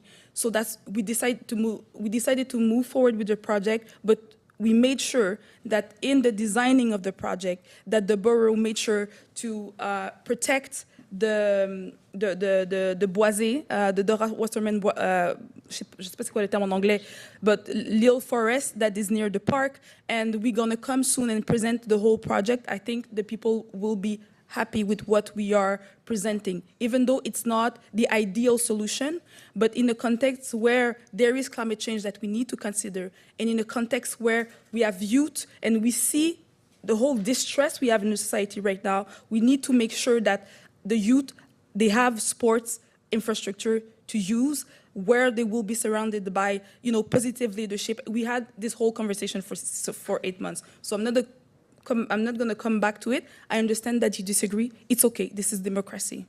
The other project, the turbine reconfiguration. This project, people in CDN-NDG started to talk about it in 2019. A first configuration was installed. It was removed because the citizens were not happy. A committee was put in place. The only unanimous recommendation of that committee was to do a study, which we did when we came in 2021. It's one of the first things that I started. I looked at that committee report, and we went forward with the study. The study lasted 2 years, 300 pages of studies from engineers, where we took the stats and the information and the analysis of engineers. So no, we didn't go to each resident from that 2.5-kilometer block of Turbine to ask them, what are you doing? Which word are you using every day? We didn't do that. Nobody does that. But what we did is that we took those statistics, we took those recommendations of the engineers. We released the complete study October 30th of 2023, and we are planning to install the new configuration in June, July of 2024. So that's Mrs. Freeman. This is my last time to remind you that you cannot do this. After, I have no problem to ask the people to accompany you outside. Listen, I pay taxes. So, Mrs. Friedman? We don't want more bike paths. We don't want it. Good night. Thank you.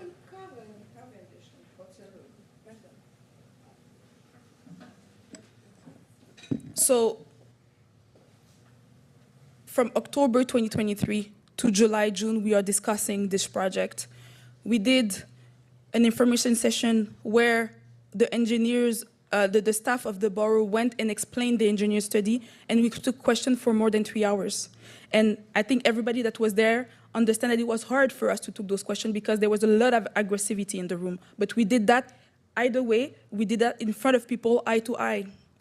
I went in the media. We have a whole page on the website explaining the project. I've been answering emails of the people who agree and some and others that don't agree with the project. We went door to door several times with my colleague Despina. I'm sure other elected officials went door to door as well. And this is not even considering that in 2021, even if you don't agree with that, Montreal elected Projet Montréal, a party that exists for 20 years, saying that we're going to increase active mobility in the city. So I understand that you disagree with all that, but saying that we need to wait for every project that you disagree with to put a referendum at election, this is, in my own opinion, not democratic. At one point, we need to listen to the administration that the people of Côte-des-Neiges elected. I will be happy to improve our democratic process for those projects. I agree with that, because it's not easy to reconcile the opinion of 175,000 people. It's not easy to do that. But to say that we didn't listen to people for those two projects, we really need to agree to disagree on that. Well, you provided some interesting insights which will be examined. Thank you. The second point, you're voting to have a skate park at, what's the name of the park? Betty Park. There was already a skate park there several years ago, and when I saw the rendering for the skate park, it appears that the skate park will be next to the sports center on existing green space, which will be turned into concrete. Now, we've got very little green space in NDG and Côte-des-Neiges, and we have the site where the skate park was. So there was no consultation with the public as to reducing the amount of green space at Betty Park. Could this project be put on hold until there's a proper public consultation with the public about where they want to see the future of Betty Park and the protection of the remaining green space? En conclusion. Oui, so thank you very much for your second question. So this is really an example of what I said before. We cannot put on hold every project that someone disagree with, and this is your example, but anyone really disagree with, and say that we're going to give it to a referendum because someone doesn't agree with it. We are 175,000 people. We cannot do that. We cannot move forward like that. What we need to know, and it's written in the file that we are voting today, is that we consulted people. So what the services did is that they went on site and took the comments of the people that are using the park. That allowed us to do some other improvement, on top of the skate park. We improve, or we're going to improve the baseball field. We improved the kids' playground already last year, and we're going to improve also the skate park. So I understand your concern about the green space, and it was a concern for myself as well, because one of the things when we consulted the users of the old skate park and the people who use skate really, is that it had to be bigger, and it had to be like real skates infrastructure so people could really enjoy it. It was not the case of our old skate park. So that's why it needed to be bigger. But I was concerned about green space. So what we're going to do is that the old skate park will be converted in green space. We are also going to improve some of the paths that are mineralized right now. We're going to improve those paths to make them greener. We're going to do a better usage of the rain water also in the park. So it was really a preoccupation for Despina and I when we spoke about the project, and for some of the people also who gave us their opinion. So that's why it was important for us to tell the service to do those improvements as well. As a whole, regarding parks, what you need to know as well is that we asked the service to do a plan directeur des parcs. We have many parks with changing needs, changing population, so we need to have an overview of all those parks. We're going to have a consultation of the population of how do they use their park. So it's going to guide the administrations now and in the future on what to do in the different parks and green spaces and public spaces that we have in the borough. So that's the plan. Thank you. Thank you. La prochaine personne est Valérie Joanne Kessé. Bonsoir, Madame la Mairesse.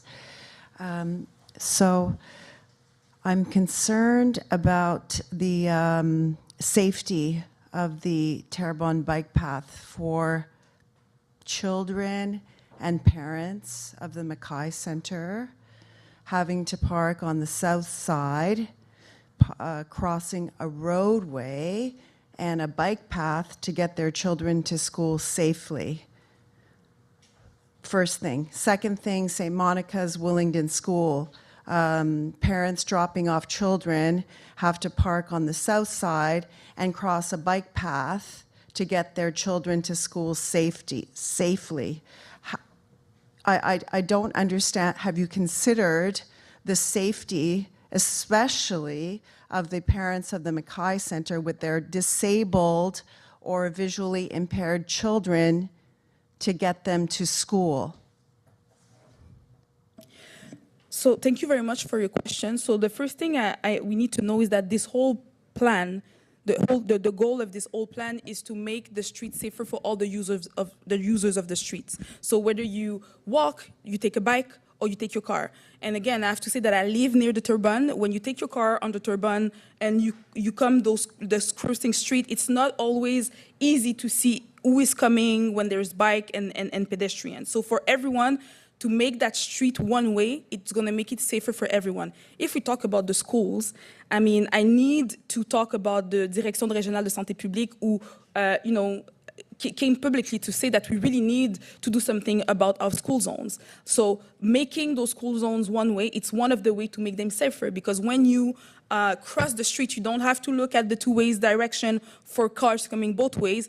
You have only one way to look at. And as per the bikes, I mean, so when you cross, you look if there's bikes on the first side of the street and on the second side of the street. So for us, it's really a way to make it safer. Regarding Mackay Center, my colleague Despina Surias worked really hard. She went to meet the Mackay Center. There's services we share with them, the concern of the parents of the Mackay Center. I think we're still finalizing the plan for them and to see what we could do with the drop-off for the Mackay Center. We understand because it's kids with disabilities who are going there. So we really want to find the best configuration for them with that new Terrebonne street. My second question, I'm a Terrebonne Street resident, property owner. I have been for 20 years now, actually. And what are you going to do for me and other Terrebonne Street residents if we need a new roof put on our home, whether there's no more parking in front of our homes, or we need a plumber, or Amazon delivery, or people, elderly people who need CLSC nurses coming to their home? What are you doing for us to help us as Terrebonne Street residents in our situations? Amazon delivery trucks have to park. There's going to be very few spots on my block. What are you doing to help us as property owners and taxpayers that need work done, deliveries done, people who need nurses, visitors? How can I have people come over for dinner at my home if they have nowhere to park? What are you doing for us? So in the study that we released in October, the study said that there is parking across Terrebonne, like dans les rues perpendiculaires. So in the crossing streets of Terrebonne, there is enough parking available to answer the needs of the people. So that's what was said in the study. But as I said, we are going to be really vigilant about that. So if there's anything, any worries, the people could come and see us. One of the possible solutions is vignettes that people could add on their street. So it could help to have a designated spot or better chance to have spot for parking. So we're gonna, if there's issue, I really encourage people to come and send me an email so we could know what's going on and see what improvement we could make. Regarding the construction, like if you need to change your roof, whether there is a new configuration of Terrebonne or not, you have the obligation, if you use the public property to do your work, you need to come and get a permit. So it's the same thing. It's the same thing with a new configuration of Terrebonne. So, and as for the CLSC nurses, being a nurse myself, I understand that, the nurses who come and help people, they will have spots available to park in the streets around your houses. But if there's a specific issue with a sector of Turban Street, it's really important for me to hear from you once it's going to be installed, so we could look with the services if there's anything that we could do to improve the configuration or help the people that live around Turban. Okay, thank you. Thank you. La prochaine personne est Joël Aswad. Bonsoir Madame la mairesse, bonsoir les conseillers. J'habite ce quartier depuis 37 ans exactement, le quartier de Circle Road. Pour les gens qui ne connaissent pas, c'est entre Décarie, Queen Mary et Victoria. C'est un quartier qui est résidentiel avec à peu près 350 maisons, d'une moyenne de taxes entre 10 000 et 15 000 $ par maison. Calculez rapidement, vous avez un budget à peu près de 6 millions de dollars dans vos mains. Les taxes moyennes scolaires sont entre 1 500 et 3 000 $ par maison en moyenne. C'est un quartier qui est, comme vous le disiez tout à l'heure, vous êtes infirmière, c'est un quartier qui est habité par beaucoup d'infirmières et beaucoup de médecins. Surtout l'hiver, quand il y a les tempêtes de neige, notre quartier demande environ 3 à 4 jours, ou même 5 jours des fois, pour être déblayé. Nous appelons souvent le 3-1, je pense, à Ville de Montréal, pour avoir des services. Je comprends, tout le monde est débordé, mais les médecins ne sont pas très contents du déblaiement de neige. Donc, la question était pour M. Sonny Morose. Qu'est-ce que vous allez faire pour nous pour l'hiver 2024-2025 ? Entre-temps, je vous avais laissé 2 messages au mois de février, 2 emails, vous ne m'avez pas répondu. Il a fallu que je passe par Mme Kassoki directement. Et dans l'heure qui suit, elle m'avait répondu au mail. Donc, j'aimerais bien que vous puissiez nous appuyer un peu pour aider un peu les gens du quartier, pour avoir du service. On se sent complètement oublié pour un quartier qui apporte 6 ou 7 millions de dollars pour la ville de Montréal. Voilà, M. Morose. Merci pour votre première question. Madame Aswad, j'ai vu votre courriel, je n'ai pas vu le deuxième et je m'excuse de l'avoir raté le 29 février. S'il y avait plus de détails dans votre deuxième courriel, de me le renvoyer pour être certain que je suis bien informé. Je fais du porte-à-porte souvent dans votre coin. On a installé une vignette S3R récemment et ça prenait beaucoup de porte-à-porte pour être certain que c'était apprécié ou non, à cause de la voie réservée de Queen Mary et les impacts. Je suis très au courant de la situation. J'ai même parlé à un des résidents sur Ponsard plus tôt aujourd'hui durant des Eclipse pour être certain que je suis bien informé de ce secteur-là parce que je sais, c'est particulier, je sais que les services ne suivent pas les taxes. Je suis bien au courant. Et les services sont bien au courant. Vous êtes dans le dernier secteur, vous êtes à côté de la montagne, c'est difficile souvent à couvrir vos services. On est complètement oublié, exactement. Mais je vous donne des mots seulement. Je vais me préparer pour faire un engagement plus en profondeur dans le coin, parce que la personne à qui j'ai parlé aujourd'hui parlait aussi de l'intersection de Victoria, où est-ce qu'on a une croisière, où est-ce que les personnes ne ralentissent pas. Et donc, on a plusieurs enjeux, les S3R, le déneigement. Une chose qu'une administration précédente a essayé de faire, c'est d'avoir des permis pour toutes les maisons à l'intérieur du cercle, le permis pour mettre la neige. Je pense que les gens viennent ici à l'arrondissement pour prendre leur pancarte et la mettre sur la fenêtre. Excusez-moi, juste un instant, je veux juste m'assurer que M. Morose a terminé. Oui. C'est allumé. On va juste le laisser terminer. Okay. Son micro s'est arrêté. Ça va, je vais faire un suivi plus en profondeur, more aligned with your expectations. Honnêtement, de recevoir ce type de prononciation à un conseil, c'est la dernière chose qu'un conseiller, conseillère, mairesse, maire voudrait revoir, mais ça aide, ça nous met exactement où est-ce qu'on devrait être devable aux résidents et leurs expectations. And I guarantee that I will live up to your expectations moving forward.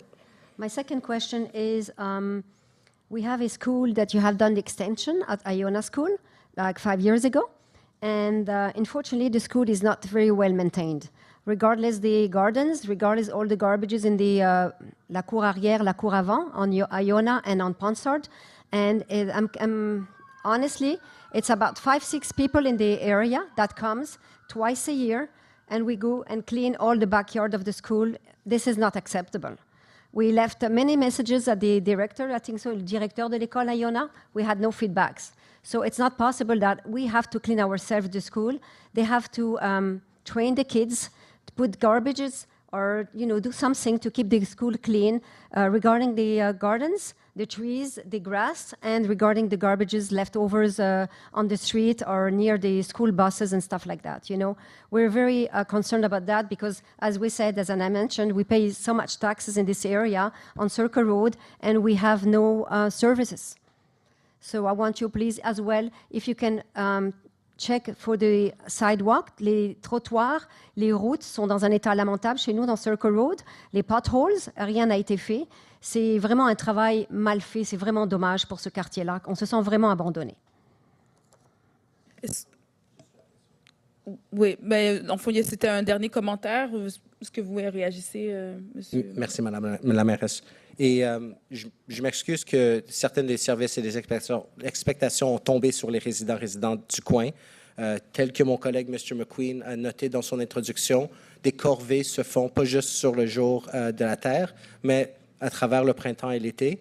Ma collègue et moi, on a déjà organisé plusieurs avant la tombée de la neige, puis on a plusieurs la semaine prochaine, et ceux qui s'en viennent, dans des coins un peu oubliés. Parce que on n'a pas de l'argent qui sort de nos poches. Bien sûr que l'expectation, quand vous payez le montant de taxes que vous payez, c'est que les services sont rendus.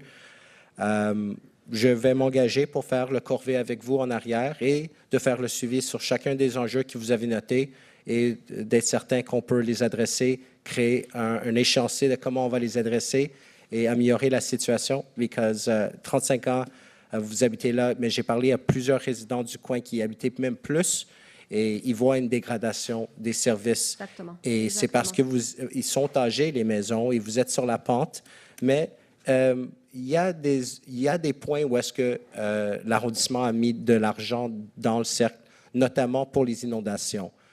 C'est un des gros problèmes. Chaque place où est-ce qu'on a des pentes à côté de la montagne, il y a une accumulation dans les égouts. Et récemment, même durant ce mandat, on a refait celui sur place, Circle. Okay. Il y a un gros égout là. Il y en a un autre qui est installé quelque part juste à côté, en arrière. Et donc, j'apprécie que vous apportez les enjeux du cercle. Il y a plusieurs enjeux à côté neige, mais on va prioriser parce que vous avez pris le temps de vous approcher au conseil. Je sais que le cœur peut bâtir, mais je veux être certain qu'il y a un réussi à la fin. Je suis désolée, le temps pour la période de questions est écoulé, puis vous avez posé vos deux questions, mais il y a mes collègues qui sont là, qui peuvent prendre vos questions, puis en fait, comme on a commencé à le faire, on va faire les suivis en collaboration avec notre collègue. Donc, nous sommes maintenant à la période de questions, parce qu'il n'y a plus de questions en présentiel, donc on va à la période de questions écrites. Puis le temps est écoulé aussi. So, first question from Kathleen Carbon-McNally. When you met with the governing board at St. Monica School last December, they expressed a number of concerns regarding the bike path on Terrebonne. According to the minutes of that meeting, you came to ask for their input so that adjustments could be made to the project. Here is what they said. They need parking for 25-30 people, including parents, and at least 10 spaces will be lost across the street. They ask that parking restrictions be removed on Bessborough Avenue during the day. They wonder if cyclists will stop when the school bus lights are on. They don't do that now, and children must cross the bike path to get to the sidewalk. They wonder about the safety at the intersections when cyclists don't stop and police are not available. There has been a problem with snow removal in front of the school. It often takes a week. What specific changes in the original plan are going to be made to accommodate these teachers' concerns, especially with regard to the loss of parking? Madame Sourias. Thank you for your question. I didn't get your name. I think it's Miss McNally. Thank you for the question. In terms of St. Monica schools, we did meet with the governing board a bit before Christmas to discuss their concerns. They are being analyzed. One of the concerns was the parking wasn't the only one. You mentioned also the cyclists not doing their stops and things like that. We are looking into, for the parking, I mean, the study itself did show that there is enough parking to absorb the needs of the sector, including the teachers of the schools that are going to be using it. So that the study has been positive on that end. In terms of the follow-up. I will be following up with the school directly. I don't think I don't remember meeting you at the school, but we are going to be meeting with the institutions in the coming weeks to discuss the final, I guess, decisions are going to be made around the bike path. But to be the truth be told, the DRSP recently, the Santé Publique, did come out saying that securing the street through secure bike paths and reconfiguring the streets in a way that encourages more pedestrians to take the street and more people using a bike does secure the street more. So for us, it's important to keep that in mind. That being said, anybody who's using a bike or a car while there's pedestrians and kids, everybody needs to stop. And that's something that we're also going to have to adapt. People have to adapt, obviously, their behaviors. Actually, they have to follow the rules. And we are talking, obviously, with our local PDQ as well, because there's concerns around schools, around how people behave in terms of driving and biking. So for sure, we're going to make sure there's going to be awareness campaigns and information out there so that people do observe the rules that are in place, the rules of the road. Thank you. Merci beaucoup. La prochaine question. Yes, from Schneur Zalman Rabin regarding parking and transportation. The bike lanes on Barclay and Plamondon have allegedly been reactivated. Some bike lane signs have dates, some don't. Some don't. The bike lanes signs themselves never changed from when the bike lane was to the left of the parking to when it was at the curb. The green post at the beginning of the bike lane on Plamondon has not returned. How is anybody supposed to know when and where the bike lanes are? What about the CPA drop-off and pick-up through the bike lane? Additionally, approximately 5 parking spots have been removed on the left side of Plamondon at Westbury. Why? There are 2 synagogues at the corner with heavy usage, a school, CPA with dozens of staff. Parking is crucial around here. If the answer is that the roadway is too narrow, well, that begs the most important question. Why hasn't the city consulted with the residents and users of these blocks regarding any of the changes made, from extending the sidewalk to changing the bike lane, removing parking, extending pedestrian crossing, etc.? So, thank you very much, Mr. Rabin, for the question. I have to say, when citizens send us questions and there's like 4 or 5 questions in the same box, it's hard for us because it's really 2 questions per person, but I'm just going to try to summarize what I think is the worry here, and I'm going to let the services complete regarding the bike lanes and since the 1st of April. But the first point is, when I'm asked why I'm not consulting, why we're not consulting regarding all the measures that we put in place to make the streets safer, because for us, it's making the streets safer for all the users of the streets. It's really a no-brainer. It's something that all the city works on. It's something that our administration started by, securing around the schools, for example, and the millions of dollars of budget that we are putting into it. All the curb station that we added, all the speed bumps that we added, the change. Les mises en sens unique that we are adding as well. So all the fact that we lower the speeds of some streets, so all those measures, they have one and unique goal, is to make the different means of transportation safer for all Montrealers. But now we made all those changes. I think there's things that we need to improve. I need to be honest with that. So now everybody knows since April 1st, there's some streets in the borough where the bike lanes are in how can I say are coming back next to the sidewalks basically, and I understand that this can bring confusion in some areas. So that's why I'm going to ask the services to explain what we are doing now to make sure that people understand well, where are situated the secure bike lanes in the borough since April 1st. Yeah, well, actually, April is the let's say it's the month where we make sure that we prepare the bike lane properly. So some of the observation that were in the question were already registered, and we're gonna.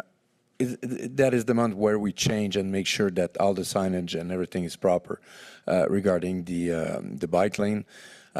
Same thing with the CPE. I mean, we always consult with the CPE to make sure that we inform them of the modification that we are making, and that they, in that case, they will have the space that they need. So, I mean, you know, it was snowing last week, so hopefully we are starting to work this week, and we will need a couple of weeks to make sure that the bike lanes have all the proper signage and are ready. Merci. Voilà la prochaine question, qui est en anglais aussi. Yeah, so third question from Shloime Perel regarding Queen Isabella Monument in McDonald Park. First question, why do we have a monument in McDonald Park celebrating Queen Isabella of Spain since she signed the Edict of Expulsion in 1492, forcing the entire Jewish population of Spain to leave upon pain of death, except for those who converted to the Catholic Church, and everyone of Muslim descent was forced to leave around 1610. Second question, should not the Queen Isabella Monument in McDonald Park be given to the Museum on the History of Montreal and replaced by more positive and uplifting sculptures? Monsieur Sonny-Moros. Merci, Madame la Mairesse. Thank you, Mr. Perel, for answering the question, asking the question for the umpteenth time. Thank you for your advocacy on this issue. Unfortunately, we've reached another hiccup. It seems the information that the borough has provided several years ago, 3 years ago now, since you brought it to my attention, that the Spanish government in 1958 put a monument for Queen Isabella in order to promote colonialism and the royalty, and that we, after checking, apparently have the right as a borough to just remove it, according to the previous chief of staff of the borough mayor. But according to the new chief of staff, as of today, that information is incorrect. So we were waiting, apparently, for a move forward. Unfortunately, we're going to have to go to a city center committee on heritage, and I will continue to engage and continue to work to get a next step whenever this issue finds another barrier. I don't know why we can't remove this gift from the Spanish government.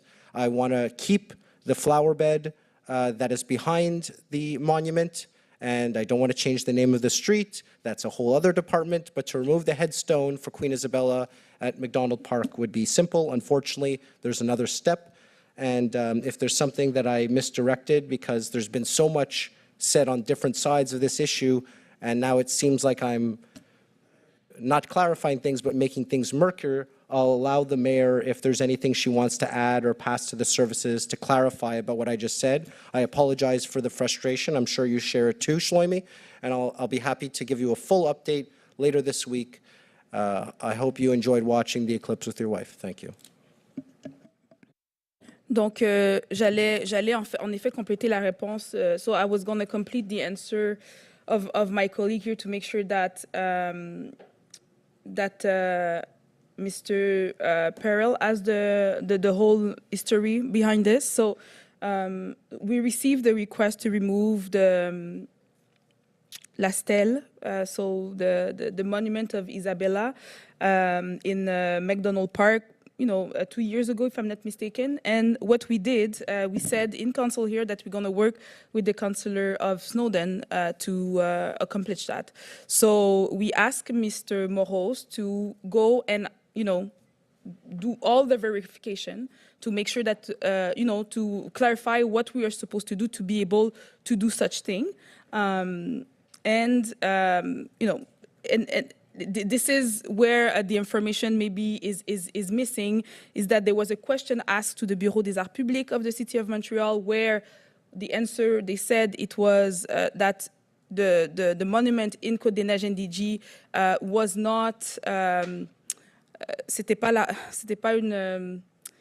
it's not under the Bureau d'Art Public of the City of Montreal. There's another monument of Isabella elsewhere in the City of Montreal that is under the Bureau d'Art Public. So what was determined here is that, okay, so if it's under the borough's jurisdiction, we could move forward according to the information that the counselor of Snowdon gave us. And one thing that I've been asking the counselor of Snowdon to do is to make sure, because it's a gesture to take a monument from anywhere in the city of Montreal and remove it. It's an important gesture we're doing. I've been asking him to confirm to me that he's going to manage every communication with the citizens regarding that matter, because he's the one who made the research to say that we could, move forward with this gesture. But I had the conversation with my colleague responsible of culture and heritage at the City of Montreal, and she said to me, absolutely not. There's a policy at the City of Montreal where there's a whole process to be able to do such a gesture. It seems small because it's really a small monument compared to, for example, the monument at Central City where we had a whole discussion about, but it's still a gift from the government of Spain to the City of Montreal. So we cannot just, without asking or without consulting anyone, removing that, even if we agree on, on the reason why people are asking us to do that. So this is why there's this hiccup, but it's important that we respect all the processes that are put in place, because if we just move forward and remove everything that we don't agree with in the City of Montreal, it's problematic, because some people want those stories to be kept in the public space. We had a whole conversation in Montreal about that during the past years, and that's why Montreal put a process in place. So what we said to my colleague today is that we're going to make sure with the Division du Patrimoine of the City of Montreal what is the exact process to move forward, because this work was not done by my colleague 2 years ago. So we're going to do that work now. Sorry, point de privilège. Oui, allez-y. Oui, merci. C'est votre chef de cabinet qui m'a indiqué qu'elle a regardé, qu'elle a vérifié les informations. Je peux regarder dans le courriel si vous voulez. Merci beaucoup. Donc, je comprends que ce n'est pas un privilège puis un argument. Ici, je pense qu'on a tous les écrits, en fait, les échanges qui sont arrivés. Mais je pense qu'ici, le plus important, c'est de savoir que le processus n'a pas été complètement fait.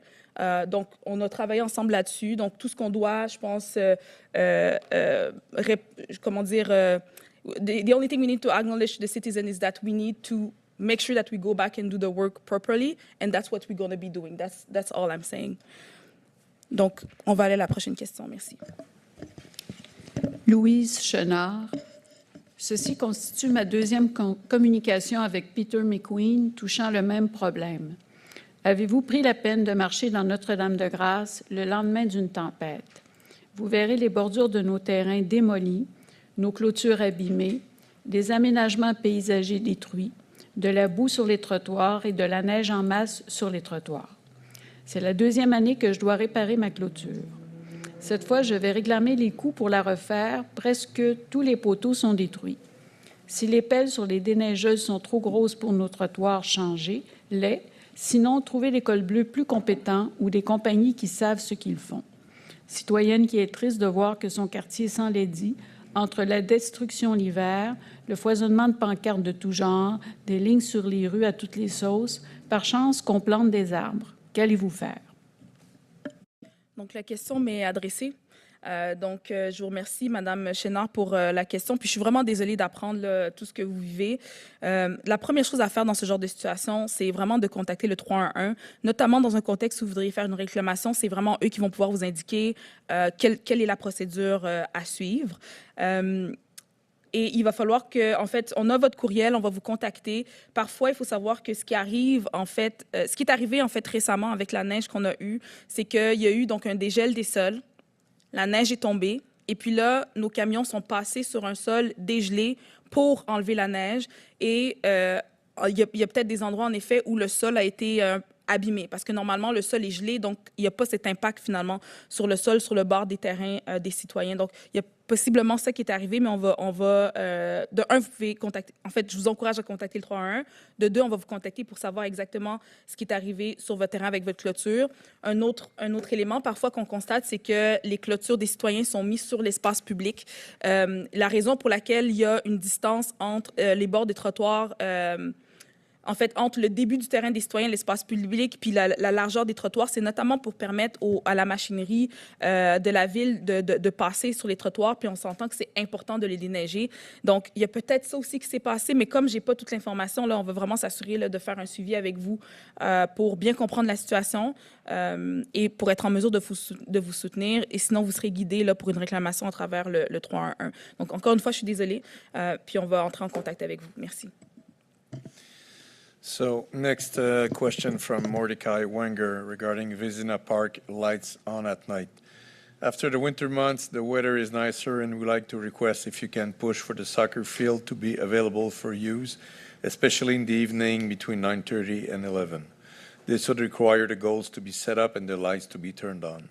Can it be once or twice a week, as soon as possible? It is unsafe at night because the kids use the field regardless. Thank you. Thank you very much for your question. I'm going to ask the services to answer regarding the park and why the lights are not on.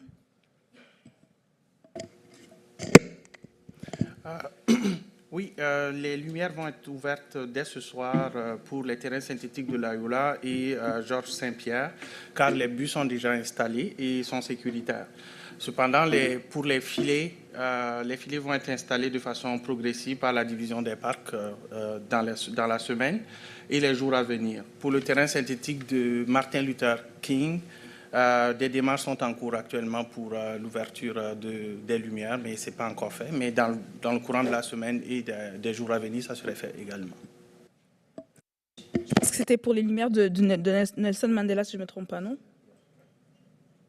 Oui, effectivement, c'est pour Nelson Mandela. Donc, dans le fond, ce qu'on est en train de déployer dans chacun des parcs, les buts, et on allume les lumières en fonction des buts. Les buts et les filets, c'est le temps de l'année, les 2 premières semaines d'avril. Alors, on le fait progressivement dans chacun des parcs. Il faut comprendre qu'il y a aussi un enjeu de capacité d'absorption des terrains qui sont encore très, très humides et très, très gorgés d'eau. Donc, mais ça se fait graduellement actuellement au cours des prochains jours. Okay, so maybe just to answer in English, so the lights in the different parks are going to be open gradually for the first 2 weeks of April. So if it's not done at Nelson Mandela Park, it will be done as soon as possible. And it's the same thing with the soccer fields. They are passing in the different parks to install them. We need to be aware, though, that some of the fields are still like wet and not really usable, practicable. It's not possible to use them right now, but we are going to do the work in the next couple of days to make sure that our lights are open at night in the parks. Next, a question from Andrew Morrow regarding Terrebonne Bike Path and Concordia. On n'a pas fait la question numéro 6 puisque c'était la question de quelqu'un qui l'avait déjà posée. So page 347 of the EXP study shows that Terrebonne west of Belmore will remain two-way. Both sides of the street will become no stopping. The very last building on Terrebonne houses Concordia's Center for the Arts and Human Development, an educational, clinical, and research center serving adults with disabilities, neurodivergence, and other needs. In front of the center is currently a no parking zone, so that families and taxis can drop off or pick up participants at the center with a minimum distance from sidewalk to the door. If vehicles can no longer stop in front of the center and must stop on Concordia land, this increases the distance mobility challenge participants must travel, possibly across traffic in the new bike path. This does not appear to increase their safety, a supposed goal of the EXP study. Question 1, has Projet Montréal made Concordia aware of this change? And question 2, if vehicles do stop in front, will the city ticket them? Juste avant de voir si Mme Sourias répond, il me semble que c'est la 4e question sur le sujet.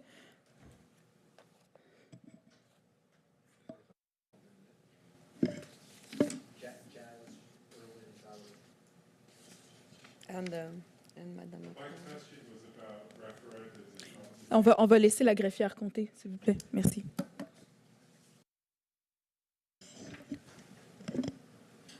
Ça dépend de la façon dont on interprète les questions. C'est jamais facile pour moi de répondre à ces questions-là. Je sais que pour les questions orales... Il y en a eu 2 durant les questions orales? Durant les questions orales, puis questions écrites. C'est la 4e. Il y en a eu 2 sur les questions orales. Il y a eu la question numéro 1 dans les questions écrites, puis là, on est à la 4e question. OK. C'est beau? Est-ce qu'on est d'accord? Oui, on est d'accord. OK. Donc, on va juste passer à la prochaine, puis sûrement qu'on va y revenir parce qu'il va rester du temps. Mais on va à la question 8. La question est de Denis Roy. À la dernière assemblée du Conseil, j'ai adressé une demande à Mme la mairesse et au Conseil à l'effet de responsabiliser les propriétaires à nettoyer la devanture de leur commerce, maison et multilogement. Qu'est-ce que le Conseil a fait de concret afin de donner suite à ma demande? À titre d'exemple, pour le rappel du compte de taxes, pourrait-on inclure un feuillet publicitaire à cet effet? Donc, merci beaucoup, Monsieur Roy, pour la question et pour votre relance. En fait, je sais que vous avez été en contact avec ma collègue Magda Popianou sur le dossier. C'est aussi, en fait, la propreté, c'est un sujet qui touche l'ensemble des Montréalaises et Montréalais, puis qui est une priorité pour notre administration, l'ensemble du Conseil, je pense que je peux dire ça. Et donc, on a pris note de vos recommandations. Il y a différentes opportunités, notamment suite à un hackathon qui a été fait dans l'arrondissement pour questionner, revoir les pratiques liées à la propreté. Il y a un comité qui a été mis en place à l'arrondissement avec la fonction publique, puis on leur a demandé de voir comment mobiliser les citoyens autour du sujet de la propreté pour continuer à prendre leurs commentaires et leurs perspectives sur comment est-ce qu'on peut collectivement améliorer la propreté dans l'arrondissement. Oui, du côté des services puis de nos opérations, mais aussi d'un point de vue communicationnel, mobilisation des citoyens pour que tout le monde réalise en fait que la propreté, en fait, c'est la responsabilité de toutes et tous. Donc, il y a le volet fonction publique, mais aussi le volet citoyen. Et la fonction publique là, va nous partager dans quelle mesure on mobilise les citoyens sur ce dossier. Donc, merci beaucoup. Yeah, so question number 9 from Julie Eskenazi regarding noise and smoke at Mackenzie King Park. I am writing this question because the resident does not want to be named. I work at 5757 Lemieux, and a petition is being circulated regarding the noise in the park. Here are the concerns of the residents and their requests. Can the permits for events in the park be changed so the decibels levels can be elevated for 10, 11 hours in a row? Can we request that for long events that a 2-hour break is installed in the middle of the day? Second question, barbecuing in the park with charcoal should be restricted to a specific part of the park away from the residential building as much as possible. And how do we make sure that used charcoal is not dumped on the ground? The seniors specific, they love the events in the park, but want rules so that it doesn't hurt them while at home. Thank you.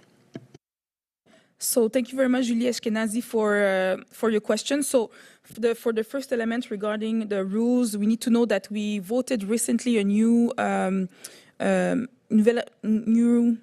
bylaw regarding noise. So when we give the people the authorization to do the events in the park, so the noise is allowed between 11 a.m. and 8 p.m. So we take note of your comments and we make sure that everyone who have the responsibility to make sure that those rules are respected and followed, that we put in, that we're able to act when it's not followed.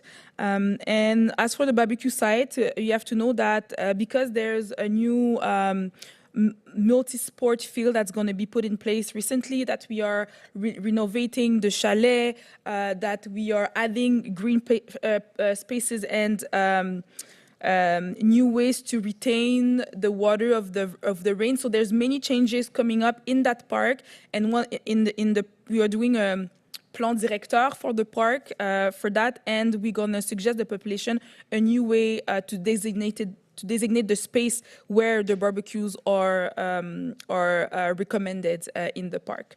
So we are coming up with that. The services are still working on that project, but we're gonna come with that shortly. Thank you. Donc, c'est tout, mais on va juste revenir à la 4e question qui n'a pas été posée. 4e question, donc la question 7. 4e question sur carbone, je veux dire.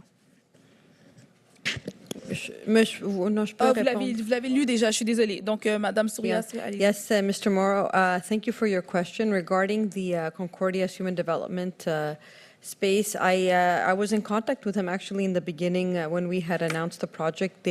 Somebody else mentioned Lenore, and I did speak to her. I sent her the information. I have not heard from them since, but I will make a follow-up as we're moving along. But she didn't have any other feedback to give me. We also did speak with Concordia at large, so the Concordia is aware of the project, and they were invited to obviously submit comments and suggestions on how to adapt it or to how we could improve it depending on their needs. Thank you. Merci beaucoup. Donc, ceci conclut la période de questions des citoyens. Donc, on va prendre une pause de 5 minutes. On revient à 21h15. Merci. Je propose, appuyé de Despina Sourias, de prendre une pause de 5 minutes. Merci.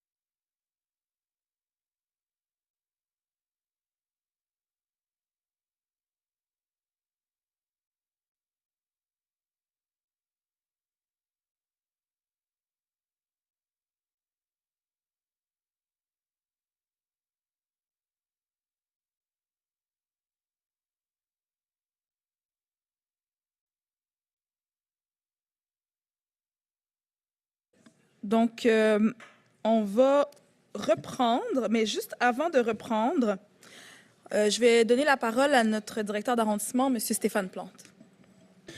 Merci, Madame la mairesse. Mesdames les conseillères, Messieurs les conseillers, vous savez, parfois la vie nous joue des tours, est un peu ironique. Et ce soir, il y a quelqu'un qui, avec nous, est arrivé en retard. Et je me permets de le souligner. Je me permets de le souligner parce que cette personne-là est très rarement en retard. C'est quelqu'un d'assez assidu, autant dans ses présences que dans son travail. Personne rigoureuse qui... et là, je le dis sans ironie, là, mais j'aimerais souligner que Mme Lucie Bédard, ce soir, qui est la directrice de l'aménagement urbain, c'est la DOM, hein, de la mobilité et de la mobilité, merci, en est à son dernier conseil avec nous, puisqu'elle prendra une retraite fort méritée le 30 avril. Alors, je tenais à souligner sa présence avec nous ce soir. D'autant plus qu'elle respecte plus ou moins le code vestimentaire également, ce que j'ai compris.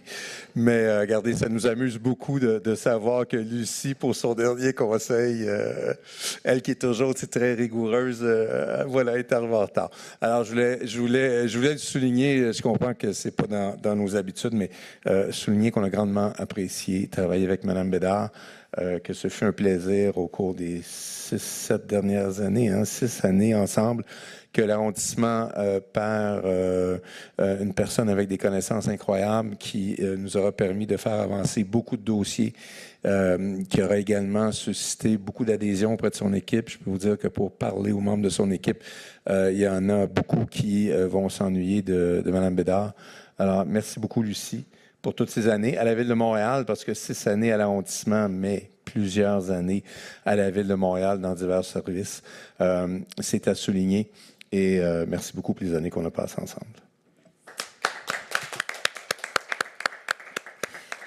Merci beaucoup. Puis je vais laisser quelques mots à Mme Popianou, qui est la présidente du comité consultatif d'urbanisme avec qui vous travaillez de plus près depuis 2021. Ben, et plus, mais bon, voilà, allez-y, Magda, allez-y.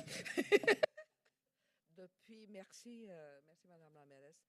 Ben, je ne pouvais pas manquer l'occasion de ne pas vous remercier, Madame Bédard, pour tout le travail, le dévouement, le professionnalisme que vous avez fait preuve, le calme.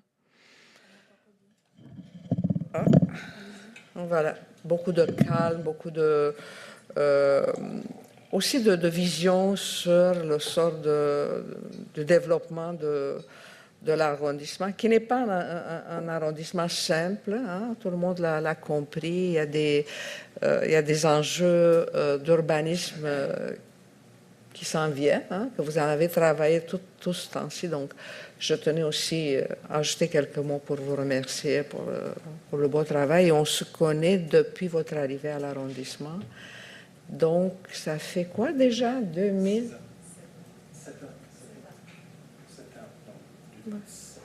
2017. Après Magda.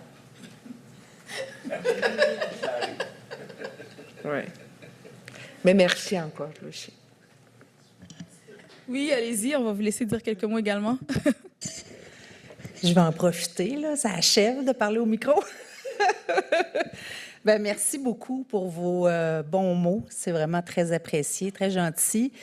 Je suis arrivée à l'arrondissement en 2017, puis vraiment, je suis très contente du travail accompli.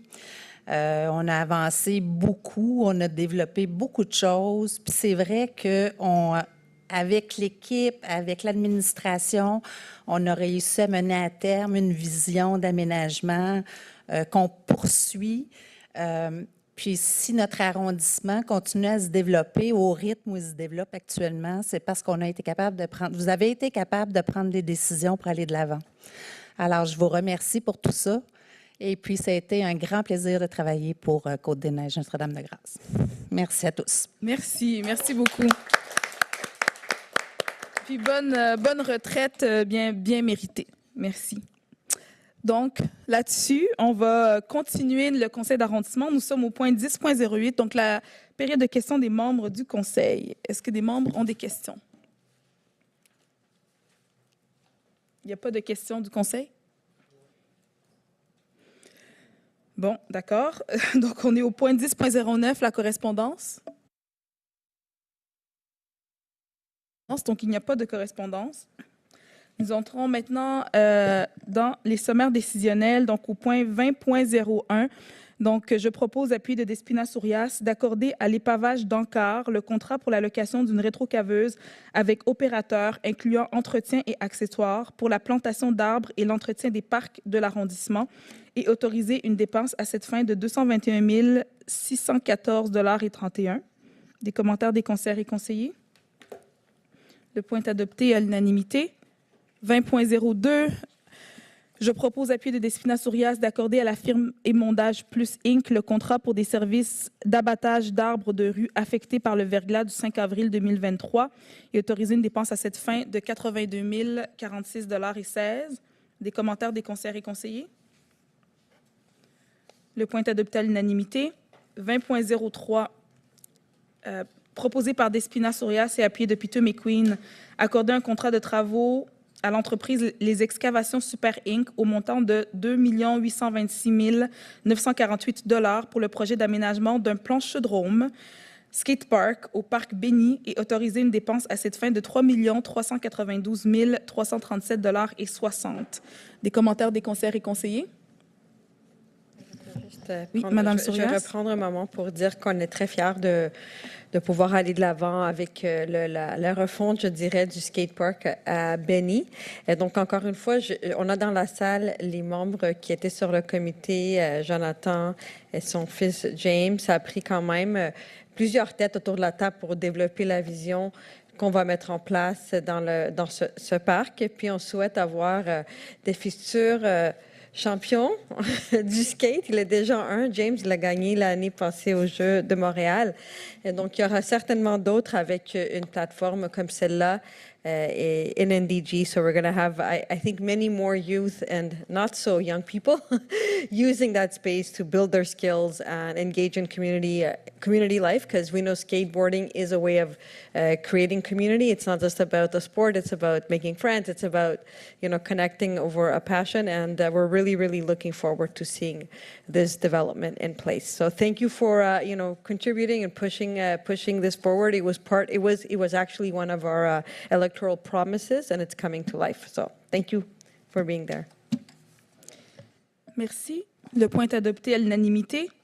20.04. Donc, je propose, appuyé de Despina Sourias, d'accorder à Ramcor Construction Inc. le contrat au montant de 442 987,18 $ pour des travaux de construction de dos d'âne sur divers tronçons de rue et autoriser une dépense à cette fin de 567 285,90 $. Est-ce qu'il y a des commentaires des conseillers et conseillers? Le point est adopté. Oui, M. Morose, allez-y. Oui, je remercie le Conseil pour, je crois, voter en unanimité pour les dos d'âne. Les dos d'âne sont juste une des mesures pour ralentir les automobilistes sur nos rues. Et j'anticipe quand on a vraiment mis des dos d'âne où est-ce qu'on a besoin à travers tout l'arrondissement, on va commencer aussi à regarder nos intersections. Soit avec une intersection élevée quand ça le permet, quand c'est responsable de le mettre, mais on doit commencer à regarder nos intersections parce que souvent, il nous manque des outils pour les sécuriser correctement parce que chacune de nos intersections sont particulières à cause de CDN-NDG et on a besoin d'une approche différenciée, mais une approche qui va pousser les limites de qu'est-ce qu'on peut demander nos ingénieurs puis nos travailleurs de service de faire. Et j'apprécie ce point sur l'ordre du jour et j'en veux voir plus et plus varié pour notamment sécuriser les intersections, mais les rues et les tronçons où est-ce qu'il y a des doses d'âne, particulièrement à Snowden, les résidents vont les apprécier et j'apprécie qu'ils sont là sur l'ordre du jour. Merci. Merci. Le point est donc adopté à l'unanimité. 20.05, proposé par Sonny Morose et appuyé de Magda Popeanu, accorder un contrat de service de 16 651,70 $ à Polyflora, coopérative de solidarité, pour la réalisation d'un projet temporaire d'agriculture urbaine, volet apiculture et biodiversité, sur le site de l'ancien hippodrome et approuver le projet de convention à cette fin. Des commentaires des conseillers et conseillers? Le point est adopté à l'unanimité. 20.06. proposé par Sonny Morose et appuyé de Magda Popianou, approuver l'entente relative à un projet d'occupation transitoire avec la Société de transport de Montréal relativement à l'aménagement d'un parc et d'un espace vert transitoire. Des commentaires des conseillères et conseillers. Le point est adopté à l'unanimité. 20.07, proposé par Magda Popianou, appuyé de Despina Sourias, autoriser le versement d'une contribution financière non récurrente de 8 000 $ au regroupement des écoquartiers pour la patrouille verte 2024. Des commentaires des conseillères et conseillers. Le point est adopté à l'unanimité. 20.08, proposé par Peter McQueen et appuyé de Despina Sourias, accorder une contribution financière de 65 000 $ à Cyclo Nord-Sud pour la réalisation du projet Vélorussion Côte-des-Neiges et approuver le projet de convention à cette fin. Des commentaires des conseillères et conseillers. Le point est adopté à l'unanimité. 20.09, je propose, appuyé de Despina Sourias, une contribution financière de 5 000 $ à Vélo Québec pour la réalisation du programme Tout à vélo et approuver le projet de convention à cette fin. Des commentaires des conseillères et conseillers. C'est approuvé à l'unanimité. 20.10, proposé par Despina Sourias et appuyé de Magda Popianou, accorder une contribution financière à 8 OBNL reconnus, totalisant 238 367 000 $ et 27 pour la réalisation du projet Programme Compte Jour et approuver les projets de convention à cette fin. Des commentaires des conseillères et conseillers. Le point est adopté à l'unanimité. 20.11, proposé par Despina Sourias et appuyé de Magda Popianou, accorder une contribution financière de 332 722 $ et 89 à l'organisation d'éducation et d'information Logement de Côte-des-Neiges, pour la réalisation du projet Escouade Salubrité Côte-des-Neiges du 1er février 2024 au 31 mars 2027 et approuver le projet de convention à cette fin. Des commentaires des conseillères et conseillers. Le point est adopté à l'unanimité. 20.12, je propose, appuyé de Despina Sourias, d'autoriser le versement de contributions financières non récurrentes à différents organismes totalisant 2 600 $. Des commentaires des conseillères et conseillers. Oui, M. Morose. Oui, très brièvement, on a reçu plusieurs demandes de fonds discrétionnaires juste à la limite pour les soumettre au conseil à la date limite. Je voulais rassurer ceux qui vont recevoir des fonds, on peut toujours les émettre retroactively, donc vers l'arrière. Si jamais il y a un problème, tu nous contacteras, mais même si votre événement est passé, par exemple, en mars et on passe aujourd'hui dans le conseil d'avril, on peut donner des fonds en arrière, même si l'événement est déjà passé. Merci, et juste pour clarifier. Le point est donc adopté à l'unanimité. 20.13, proposé par Magda Popianou et appuyé de Despina Sourias, accorder une contribution financière de 50 000 $ à EcoPivot pour la réalisation du projet de corridor écologique d'Arlington pour la période du 16 avril au 1er novembre 2024 et approuver le projet de convention à cette fin. Des commentaires des conseillères et conseillers. Le point est adopté à l'unanimité.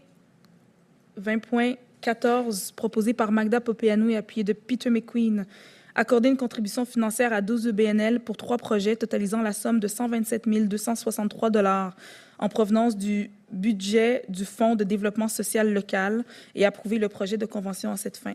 Des commentaires des conseillères et conseillers. Oui, Madame Valenzuela. Merci beaucoup, Madame la mairesse. Donc, simplement pour dire que dans ce point-ci, un des organismes qui recevra des fonds, c'est la CDC Côte-des-Neiges, qui est quand même un organisme important qui se trouve dans mon district au 67 Côte-des-Neiges. Et comme vous pouvez voir dans le sommaire décisionnel, il y a 2 projets dans lesquels le CDC va recevoir des fonds. Un, c'est pour le projet qui est le renforcement de filets de solidarité pour les ménages vulnérables du quartier. Et le deuxième, c'est pour les intervenants communautaires scolaires. Et la CDC, si vous suivez nos conseils, vous savez que à chaque année, durant plusieurs conseils, c'est un organisme qui reçoit beaucoup de fonds publics à cause de leur mission. Et ils ont une mission importante où ils ont la possibilité de travailler avec beaucoup d'acteurs qui représentent véritablement notre arrondissement. I just want to say that the reason why we support their work is because of the great work that they've been doing and how representative they've been of the reality of the borough, how they've been able to bring together different actors and different community organizations that work on different issues in a way that they're able to truly understand the reality of our residents. And that's why I think I just wanted to highlight the importance of the CDC and the importance of how they've been able to work together in order to really represent the residents. And that's why, again, you know, if you look at the amount that's been instilled in this specific dossier, there's about $100-something thousand in it, but $77,000 goes to 2 of the propositions of the CDC because of how well it's been you know, presented and also the impact that it has in the borough. So I just want to say thank you to the CDC, and I hope that we can continue working in a way that is truly inclusive and understanding of the reality in the borough. Merci. Le point est adopté à l'unanimité. Donc, nous sommes à 30.01, proposé par Sonny Monrose et appuyé de Magda Popeanu, offrir au conseil municipal, en vertu du 2e alinéa de l'article 85 de la Charte de la Ville de Montréal, la prise en charge de la surveillance des travaux et de l'entretien de la place publique qui sera aménagée aux abords de la station de métro de la Savane et dans une partie de l'emprise de la rue de Sorel. Des commentaires des conseillers et conseillers? Oui, Monsieur Monrose. Et, merci, Madame la mairesse. Je voulais proposer celui-là parce qu'il y avait une attention mise sur l'accessibilité universelle dans cette placette-là. Et souvent, j'ai entendu qu'on va mettre une passerelle à côté d'un métro qui n'est pas nécessairement accessible, mais ça nous donne un espace où est-ce qu'ils peuvent vraiment y accéder à travers un parc qui va être accueillant pour eux. Et honnêtement, c'est quelque chose qui était bien inclus dans le projet. Et ce qui était aussi noté de la part de l'Église qui est juste à côté de la passerelle, que quand ils ont vu l'aménagement, la maquette un peu, ils ont vu que ça va être une place où est-ce qu'eux aussi, les aînés qui sont et les jeunes qui sont à l'Église vont utiliser cette petite placette-là. Et donc, ça va être bien reçu parce que c'est intégré à l'intérieur des usagers de cet endroit présentement. Un bon projet. J'anticipe que ça va être bien utilisé aussi. Merci. Merci. Le point est adopté à l'unanimité. 30.02, donc je propose, appuyé de Despina Sourias, d'approuver la liste de sélection de réaménagement géométrique et aménagement cyclable en lien avec la réalisation des projets 2025 dans le cadre de différents programmes de sécurisation des services centraux de la Ville sur les territoires de l'arrondissement. Est-ce qu'il y a des commentaires des conseillers et conseillers? Donc le point est adopté à l'unanimité. 30.03, proposé par Despina Sourias et appuyé de Magda Popeanu, entériner une dépense de 617,30 $ pour la participation de Madame la mairesse Gracia Kasoki-Katawa au caucus canadien des parlementaires noirs qui s'est tenu à Ottawa du 9 au 11 août 2023. Des commentaires des conseillers et conseillers? En fait, ici, moi, je vais faire un commentaire pour dire que c'était vraiment un moment unique pour moi. En fait, c'était la première fois de participer à ce congrès, en fait, ce caucus canadien des parlementaires noirs. Il faut savoir que c'est un caucus qui a réuni environ 50 élus de tous les paliers de gouvernement, donc les commissaires scolaires, au niveau municipal, provincial et fédéral, des communautés noires à travers tout le Canada. Et c'est vraiment impressionnant, en fait, de voir qu'on a pu, en fait, de constater finalement que les populations noires à travers le Canada vivent des défis qui sont similaires, puis de pouvoir échanger en fait avec des élus à travers le Canada qui ont différentes responsabilités, notamment des ministres en fait qui étaient sur place, des partis au pouvoir, des partis de l'opposition, voir qu'on était en mesure comment dire, d'arriver à ces constats, puis de réfléchir à des solutions ensemble pour améliorer la vie des Canadiennes et Canadiens noirs. C'était une expérience absolument impressionnante et essentielle. Donc, le point est adopté à l'unanimité. 30.04, proposé par Magda Popeanu et appuyé de Despina Sourias, demander au comité exécutif, en conformité avec l'article 44 de la Charte de la Ville de Montréal, de modifier le budget de la Ville afin de tenir compte de la réception par l'arrondissement de l'aide financière de 50 000 $ provenant du ministère de l'Agriculture, des Pêcheries et de l'Alimentation du Québec pour le projet Rêver Côte-des-Neiges Notre-Dame-de-Grâce Nourricier. Est-ce qu'il y a des commentaires des conseillers et conseillers? Le point est adopté à l'unanimité. 40.01, proposé par Magda Popeanu et appuyé de Despinas Sourias, refusé conformément au titre 8 du règlement d'urbanisme de l'arrondissement, les plans visant à modifier une saillie et des ouvertures en façade du bâtiment unifamilial jumelé situé au 6370 avenue de Vimy.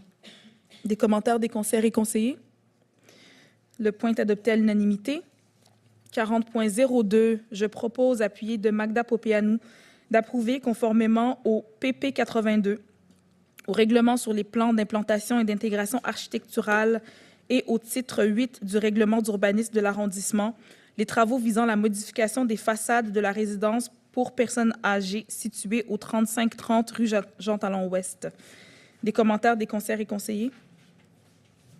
Le point est adopté à l'unanimité. 40.03, proposé par Magda Popeanu et appuyé de Despinas Sourias, accorder une dérogation à l'interdiction de convertir en copropriété divise pour l'immeuble situé au 4759 et 4763 avenue Victoria. Point. Est-ce qu'il y a des commentaires des conseillers et conseillers? Le point est adopté à l'unanimité. 40.04. Donc, je propose, appuyé de Sonny Morose, d'autoriser l'occupation du domaine public selon le site et l'horaire prévu pour chaque événement identifié au tableau, joint au sommaire décisionnel et édicter les ordonnances qui s'y rapportent. Des commentaires des conseillers et conseillers? Oui. Ça va. 40.05, excusez-moi, c'est adopté à l'unanimité. 40.05, donc proposé par Magda Popeanu et appuyé de Despinas Sourias, adopté avec changement le second projet de résolution approuvant le projet particulier PP 141 visant à autoriser la démolition du bâtiment existant et la construction d'un bâtiment de 4 étages comprenant 8 logements pour le bâtiment situé au 6920 chemin de la Côte-des-Neiges. Des commentaires des conseillers et conseillers? Le point est adopté à l'unanimité. 40.06, proposé par Magda Popeanu et appuyé de Sonny Morose, adopté tel que soumis un projet de résolution visant à autoriser un agrandissement et les usages école primaire et maison de la culture pour le bâtiment situé au 5400, 5480 et 5500 avenue Westbury et au 5170 chemin de la Côte-Sainte-Catherine et mandater la secrétaire d'arrondissement pour tenir une séance publique de consultation. Des commentaires des conseillers et conseillers? Le point est adopté à l'unanimité. 40.07, proposé par Magda Popeanu et appuyé de Despinas Sourias, adopté tel que soumis un projet de résolution visant à autoriser un agrandissement du bâtiment de 2 étages situé au 4661 chemin Queen Mary et une passerelle reliant cet agrandissement au bâtiment voisin situé au 4635 chemin Queen Mary et mandater la secrétaire d'arrondissement pour tenir une séance publique de consultation. Est-ce qu'il y a des commentaires des conseillers et conseillers?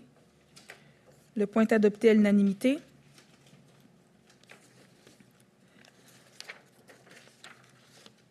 « 51.01, donc je propose, appuyé de Peter McQueen, de nommer la mairesse suppléante du conseil d'arrondissement et de déterminer la durée de son mandat. Donc, c'est Despinas Sourias qui sera la mairesse suppléante pour une durée d'1 an.